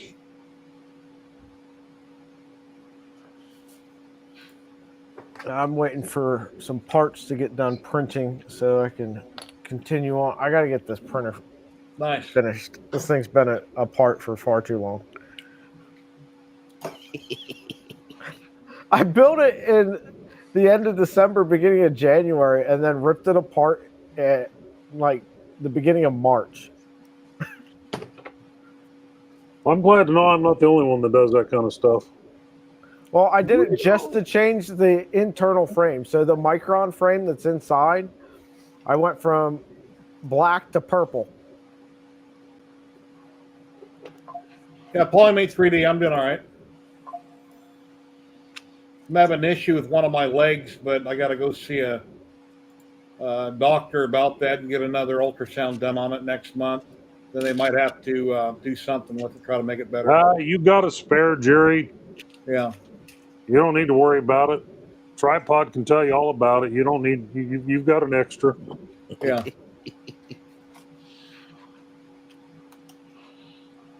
Well, I got some medical compression socks that I'm wearing that are knee high, and I guess they billed my insurance like $100 a pair for them, which is a crazy amount of money that I'm wearing now. Damn. But after going to that show on Thursday and Friday wearing these compression socks with my good tennis shoes, my legs weren't hurting when I got home, because typically my feet are throbbing because I don't exercise much like I used to. Yeah, Alex, 11 years ago, I retired from construction here in Vegas. And then as soon as I retired, I started eating too much and I gained like 100 pounds. So I lost most of my muscle and I got a big gut like I'm pregnant that I need to get rid of. But I quit vaping about 2 months ago. So I don't smoke or vape no more. I chew on a toothpick every day. Well, congratulations. That is not an easy task. Yeah, here's my toothpick right here. Matter of fact, yesterday when I left to go to the trade show, I'm in the driveway. My truck is started. I opened up the gate. I'm getting ready to put it in drive. And it's like, where's my toothpick? So I had to stop my truck, come back on the house, grab a toothpick, because that's my crutch instead of vaping or smoking. So anyway, now I just need to drop all the weight back off like I used to have, when I was lighter. So. And when you find the secret for that, Jerry, would you share it with us? Well, don't eat out and don't eat bread. Don't eat sweets. I don't eat bread and I don't eat out. Huh. Well, I don't know. You shouldn't be heavy then. Damn, Well, I do all of it. You look thin. You don't look like you're overweight. Doctor says I got to lose 39 more pounds. Well, the doctors are idiots most of the time. Doctor said I only got to lose 130. Well, I need to lose 100 at least. Get back to my working weight before I retired. She hit me with the I've here's spent your high blood pressure. more med. time in doctor's offices in the past year than I have in the entire rest of my life combined. How old are you? In your 40s? I just turned 40 last month. Okay. I was fine until I retired. Working construction 5-6 days a week, 10 hours a day. You're constantly running in a hurry. Then you retired at zero. You're stopping like you're an office worker. And I sit here quite a bit and I do stuff around the house, but I sit down most of the time and then start having health issues that quick. Yep. So I'm 43. Well, about to be 43 pretty soon here. What I did to kind of springboard back into it is started with the cabbage soup diet, which is hell on earth. But if you can get through it for a while, that inflammation just from being big and all that joint stuff, like, improved super quick, which then allowed me to ramp up the exercising a little more easily without being overly stiff and hurting myself some other kind of way. And then just more like a low carb type thing. But it's working. I mean, that's like a 50-pound drop in 2 months. You said a soup diet? What I've heard about the cabbage soup diet is you'll definitely know if there's any plumbing issues with the toilet in your house. Yep. I don't know why I get used to it like almost immediately, and there's zero of that. It's the weirdest thing. But here's the problem with soup. When I have soup, I take a sleeve of crackers like this and I put half the sleeve in it. yeah, that'll like do eating it. bread. No, it's. I'm not gonna lie, it's pure hell. But if you can get out of that thing and get the benefit from it, like all the portion control stuff shrinks down, and it really rolls into like a sustainable diet well after that, and then you just enjoy everything else that much more because of the horrible crap you just put yourself through. I quit drinking Monster every day. I was drinking Monster every day. Monster energy drink every day. I quit drinking Monsters. I'm not saying I'll never drink them again. I just quit drinking them every day. I need to stop drinking sweet tea. I drink decaf coffee. I got the dumbest health story with props. Those stupid heart eyes masks. I had to print them the backside down. If I went and tried to limit the support, they weren't coming out good, eliminating that center dome support. So it's like, all right, I'll just do the back and trim. So I'm sitting there taking all the support stuff off, and I gave myself tennis elbow in my right arm, taking supports off. Old guy moment. I think that was awesome. Yeah, my wife is 50. June 12th, I'll be 61. And you look back at your life and think, wow, where's time gone? I mean, I act like I'm in my 30s. I don't act like I'm my age, but, So, anyway. That's what keeps you young. Hey, you look in the mirror and you're like, yeah, you look like you're turning 61. So, anyway. Yeah, but that old guy strength is still in there, especially what you used to do. That's still in there. That's like those Mike Tyson power punches we didn't get to see. Well, I went to the grocery store the other day and I was buying groceries, so I don't have to put it on the belt for the lady at Walmart, or she don't have to walk around. I hold it up. And I had a 24-pack of Coke. I grabbed it with one hand. I picked it up so she could scan it. And she was surprised I could pick that up with one hand. I mean, it's not that heavy to me, but I don't have the muscle I used to have. I've lost a lot of it. If you don't hurry up and feed that dog, you're going to lose something else, like a leg. Yeah. Yep. And it'll probably be your good leg, and then tripod won't be no help.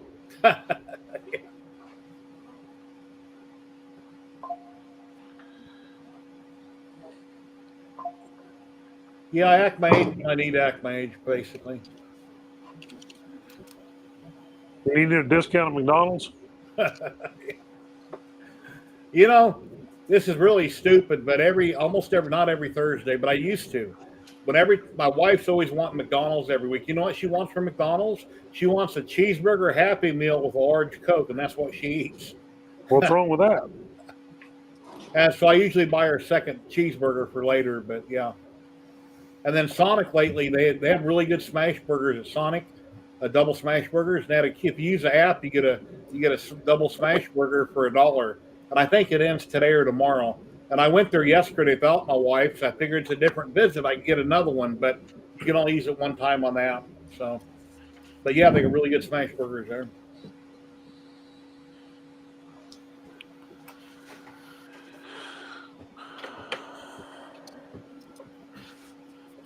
So sometime today, the mail's going to go, and then I'll get my whatever they call that thing that goes to that xenomorph hot end. It's like a dial. I guess you can touch it, and it tells you when it's printing, if it's heating up or not, or what the printer's doing.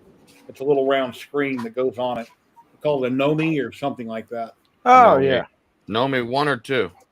I don't know what one I ordered.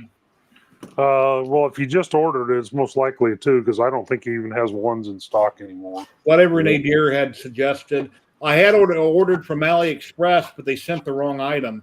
It was the correct item in the description, but had a picture of another little thing. It looked like a USB stick.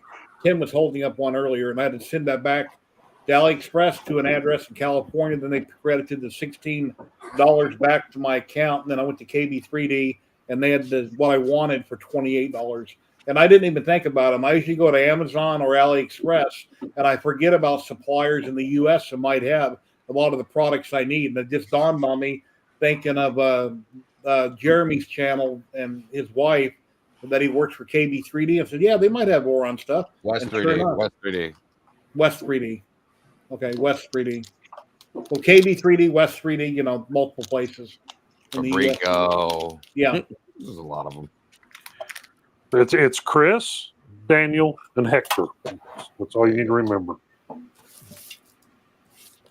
Well, the Council of Chris, because there's like 7 Chris's at KB3D. Yeah, Chris 2, yeah. There's Chris 1, Chris 2, Chris 3. Chris that nobody's ever met, but the one they blame everything on. Yeah, when I was building my box turtle, one of them joined my channel on YouTube. I'm not sure which one, but it was Fabrico. They joined my channel for a month. That'd be Shammy, most likely.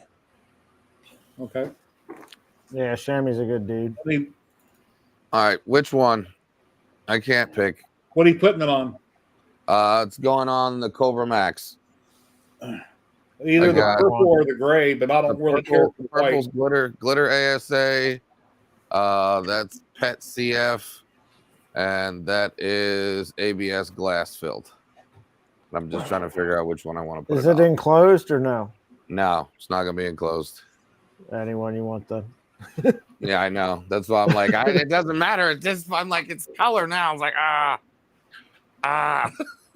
Well, you put one of them on there. Just Well, this one's got a USB. No, this one's got a can, and I'm putting a USB on it.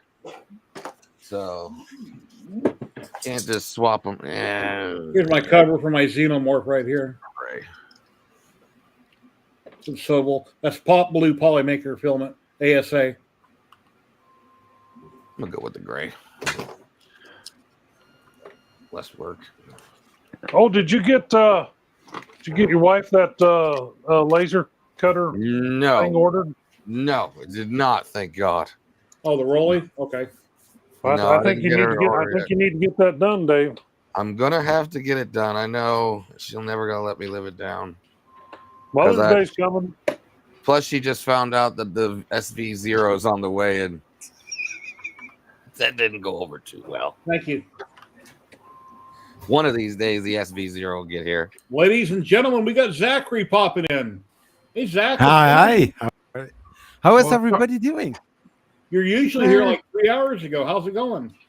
It's going fine. We had in our street, we had a little party going on, so it was a little unexpected, but it was fun. Have you met Prop Dude up top above my emblem, below my emblem? What's about He's been that? in there with him a couple times, Jerry. The guy up top. You've met him before, right?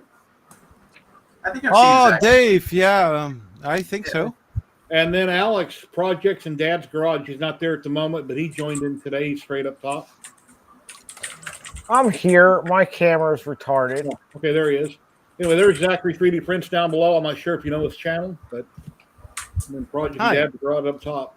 So try to bring makers together. Everybody gets to meet everybody and talk to everybody. And, you know, somebody might do a video and you want to talk to him have a comment about something he did or something. So, you know, every Saturday we come together and talk about stuff. Yeah, lately I'm doing some 3D printing workouts. 3D printing workouts. God. Yeah. With Polymaker Phil. No. This was Zach himself. I'm planning to do some introduction of a new character within the channel as well. Has to do with Fiberon. God. So are you keeping Phil though? Are you keeping Phil? Are you splitting the screen and putting on a wig? Yeah. Different one. I'm going to order one. It's going to be some faster dude, something like that. I've got something in the mix. All right, I got a question for y'all. So I was just printing something in PLA, and I haven't printed anything in PLA probably since I made stuff for Christmas presents. And so I've gone through, I think, 2 Orca updates since then. And for some reason, my bed temp preset went from 60 to 55 on every single one of my PLA profiles. I didn't change it. You can basically set it back into the one that you originally had. Basically checking out the profile from the Filaments manufacturer in Orca Slicer. No, they're filament profiles I made. You made. Orca shouldn't have changed them, but if they're different, then obviously it did. Yeah, I did. Yeah, it changed it to everything that was on filament type PLA. Are you on 2.3 or 2.31? I am on. Because 2.31 came out 2 days ago. I have used that one in the video last Wednesday. What, Dev? The 2.13 in Dev? No, I think it's the normal standard version because I downloaded it directly from the main site. Yeah, the stable version is a 2.3, and then the nightly build beta version is a 2.3.1, which came out 2 days ago. I just started playing with it yesterday. Oh. No, I'm on 2.30, the official. Yeah, so you're on the most current version that's not a beta or a nightly build. Like, I don't know at what point it changed. It could have changed any one of the updates since probably early December. Do you have a registered account at Orca Slicer? I do, and that's the other thing too. So you know you can you go and you can log into a Bamboo Studio thing. Like I slice stuff from. Sometimes I'll use my laptop in the house, right? All of a sudden, with 2.3, none of my stuff is there. My printer profiles are there, but my print settings profiles, my filament settings, none of them are there. And even when I imported them, because I back up my print settings and everything onto GitHub, even when I imported them from GitHub, not there. Damn. And it's not syncing between the two anymore. And I don't understand why. They're both the same version of Orca Slicer. One's a Mac, one's a PC, but that shouldn't matter to Bamboo Studios backend stuff. Google it and see what comes up. I've never heard of that. I know that the Orca does not work with the AMS2 Pro. For some reason, it won't map it correctly for some reason. I'm going to see if this 2.3.1 does now. But you can only run the AMS2 Pro off of Bamboo Studios 2.0 or higher. Well, I don't have any Bamboos.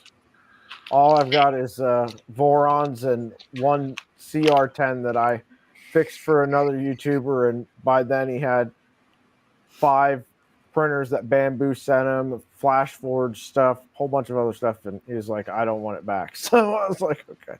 What? CR10 is the workhorse. That's an old school workhorse. Yeah, I used to have 2 I sold last year. I kept them forever. And they just work, but I got tired of them. I gave away a couple of them at 3D Printopia. Yes, he did. You know the little pet I don't box. know who wound up. I had one that was all done with all linear rails and everything. I don't know who wound up with that one, but that was a damn good printer. I just had no room for it anymore. You know the little pack board what I made for the IKEA unit? I just printed out a little casing for it. Getting more organized. Projects and Dad's Garage, guys. I'm going to share out his link again. If you're watching, please go subscribe. It's free to do so. Please support everybody. We greatly appreciate it. Matt, why do you need a butane lighter? What is the purpose of your butane lighter? What? No one has these. There's no point of these things. Why? And yet you are holding one in your hands, Dave. And there's 2 more underneath me. I got one of those. This is butane as well. That'll work. Yeah, I do have a Bic lighter here in front of me in all my screwdrivers and pins. Not because I smoke anymore, because I burn small wires. When I get really small wires that I can't use a crimper on or something to stripper, I have to use a lighter and pull it off my fingers, and you go ow, and then you pull it off, and then you can strip it. So funny you said that, Jerry. I have to do that now. Get my damn cables, clip connectors. I always love it how Joel Telling always says about those little strings between models, like yeah, I have a little some whips, some stringing, no big deal. Yep. Something like, shut up, comments, I'm doing my thing, don't bother me with that. Yeah, heat gun works real good for wisps and stuff. Cobwebs. I call them cobwebs. Hey, anybody wants to follow me, you can follow me on Facebook. Just scan it. And also you can find me on Luban. That's the main website, but also you can find it on Facebook me and my Polymaker link. If you want to order some Polymaker, so use that link. Yeah, Matt's been with me from the beginning. Use the link on my YouTube videos if you're going to order Polymaker. Or mine, because I have one too. Matt's only missed like 3 or 4 shows in like 3.5 years. I don't know. However long I've been doing these hangouts. Yeah. Like 3 years. I am so bad about remembering to use people's affiliate links. Well, think about Polymaker. If you use somebody's affiliate link, you log into if you have a login to Polymaker's website and you use somebody's affiliate link, unless you click somebody else's affiliate link, every order you put in after that will go to that affiliate link. It remembers whose affiliate link you clicked in through to get there. Then every one of mine goes to Steve Builds. What's that prop do to ring? Ring lantern? Nice. Yeah, no one's ever used my Polymaker affiliate link. I have one, but no one's ever used it. That doesn't matter. Yeah, I have one as well, but I always see 0 clicks, so that should be all fine. Oh, I had more clicks than you. I remembered I was ordering, like when I bought the house and I moved in. It was before I was doing 3D printing, but I remember to use somebody's Amazon affiliate link that had absolutely nothing to do with furniture, but so they probably made a pretty decent penny off of that. I don't know how much Amazon pays for their affiliate stuff, but it's probably like $20 for every $2,000, something like that. It's not a lot. Yeah, well, they probably made like $60. It's a little better than that, Jerry. It depends on what they're buying. Everything has different values on there. I get a gift card from Amazon about once every 2 or 3 months for like $20 or $30 every couple months. Not very often, but then I know other people that make really big money on there. People use their links. Depends Back what in you buy. the 2020s, I used to get like 150 to 200 euros via Amazon. Yeah, every little bit helps. But then, of course, honey came and some other things. I don't know what happened. Thank you very much, Big Bad Joe. Well, people have been using my Polymaker affiliate link. I need to send them an invoice. I need to figure out some of that stuff. Building printers is expensive. It is a if you're doing that for what you're streaming and stuff like that. Let me grab it for Amazon. It should be popping up in chat. And then we lost Matt. Let me grab my Amazon. I'm currently building the Ender What are you NG talking about build. expensive? You mean it's only what, $100 for a good hot end? Yeah, but you have a decent hot end then, huh? But recently I started with the Ender NG Yeah, I have build. a Revo and a what is that? A Rapido 2 ultra high flow. And if you have a Ender 3, then you still need an additional almost 200 euros for parts. Oh, easy. Yeah, you don't need anything for an Ender 3. No, Take if it out you're of the box and print. Greatest printer ever invented. Just ask Reality; they'll tell you. They're no, but perfect out the I mean, box. if you're building it to the Creality NG. That's my Amazon link, USA. I tried to set up an Amazon page a couple years ago, and I never could figure it out. So I just do it. Back I just then, share up. 230 something. I share up my videos. I also have a wish list. Let me find that. I also have a wish list in my head. Yeah. And now I'm upside down. Oh no. Don't lose your brains, dude. I know. I'm in Australia now, so. Down under. Yeah, down under. I've got better parts to be down under. Right? I'm holding myself, but don't fall, you know. Oh no. Oh. Here's some pictures from the show yesterday or 2 days ago. Where's it at? I'm huffing acetone. Here's the guys from Haltian Lasers. That's BZ Rad on the right side. He's out of Michigan. He's running Haltian here in the USA. That's Tico Lasers. Maurice in the middle. There's God, why can't I think of his name? Oh my gosh. Rotoboss. That's God, I can't think of his name. Rotoboss. Jason with Rotoboss. And then the short guy there on the far right, that's John. And I can't think of his wife's name there with him. And that mom of the laser, that's from the event. I couldn't figure out how to hold my camera with one hand and do a selfie, so she did it for me. And then I'm looking at the wrong side where I'm not looking at the People lens. always look in the camera. I was looking at the wrong place. And there's Wild Willow, there's Katie, and I forget the other lady's name. I went over, she was there with Thunder Laser, so I walked over, I followed her over to Thunder, and I done like a quick interview with her. It's in one of my second videos when I done a walk around. If you watch the whole thing, you'll see where she's chatting with me. And there's another picture of the guys. And there I'm in it with it. You can see I need to lose quite a few pounds there. So anyway. It's all my fault, so nothing to worry about there. There's me with Maurice Tico Lasers. So cool. Yeah, it was a lot of fun. It's just the only thing that sucked about the whole thing is the freeway and the traffic, because I don't work no more. I hate going places when it's busy and the freeway's bumper to bumper. I hate traffic, but I don't get mad about it. I just sit there and wait. You know, it is what it is.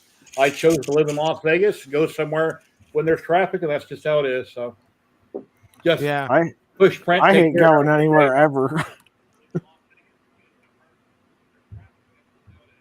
Yeah, we'll wait and see what happens with the tariffs. Haven't seen nothing go up in price yet, but it'll start happening if the Orange Man don't fix things. We'll see what happens. I think we'll see some things happening here in the next few days. Yeah, Walmart and some other big companies met with him. That's like, you know what? In a couple of weeks, shelves will be bare if this don't fix itself. Well, I'm dealing with an issue right now. I've got a truck hung up at the border because, let me read this here. I don't think there's anything that's behind NDA on this.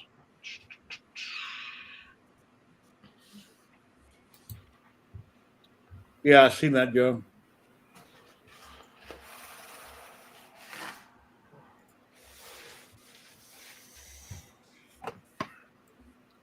Oh, this camera, and I can't even bring up the controls. So I have a on the truck with an entire assembly of an airplane.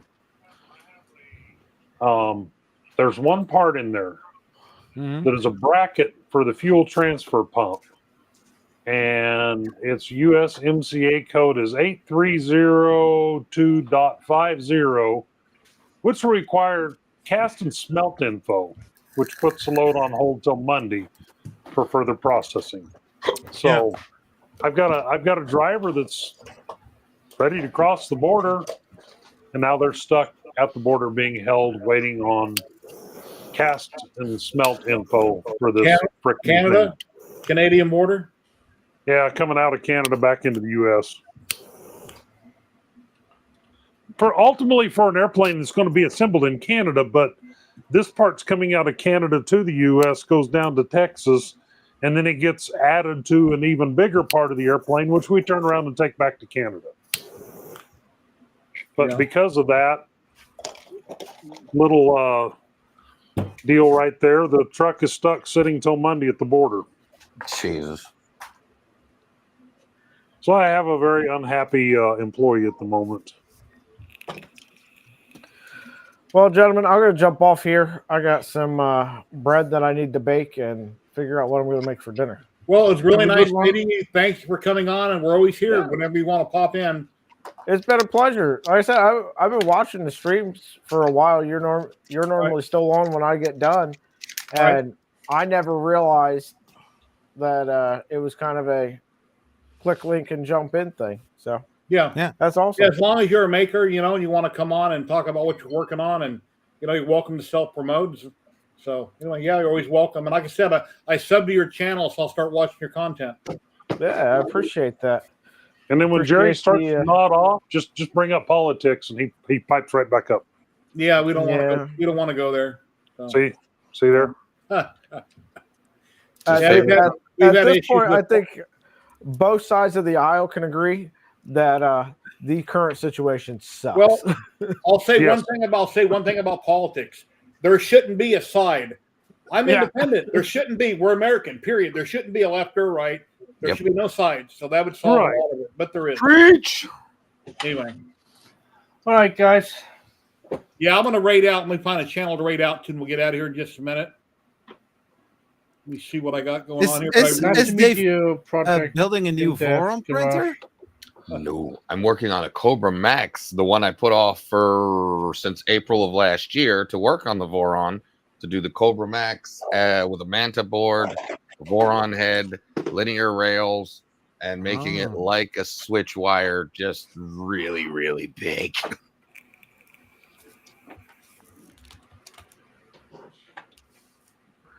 I think I'll rate everybody watching on. Last week I tried to raid to Twitch if you were watching, and it ended my stream and it didn't raid, so I hit it after the fact, and it seems like it worked. So I don't know what was going on there because I had hit start raid, but I'm not sure what happened. And then the Zachary normally joins us every week, but he's not joined us this week because he had to help his brother out. So moving is safe. The Matt's video is all screwed up right now for some reason. You guys see that or just me? Matt's video. Matt screwed up. No, he's good. I was going to say, I don't think it's a problem with Matt's video. It's just Matt. I'm seeing half of his face is black and white. It's what I'm seeing. Oh, no. I see everything. All right. Well, everybody watching on Twitch, please thank you for following, subscribing, all that good stuff. We're going to jump into Maker Deck if you're watching on Twitch, and we'll be back next Saturday, same time, same bat channel. So let me get that raid going over on Twitch. Bye, everyone. Peace out. Bye-bye. We'll get out of here in 1 second. We'll get that going. Fire. Okay, there goes the raid on Twitch, and everybody watching on YouTube and everybody here on camera. Thank you very much. Love all you guys. We'll see you next week. Have an awesome day.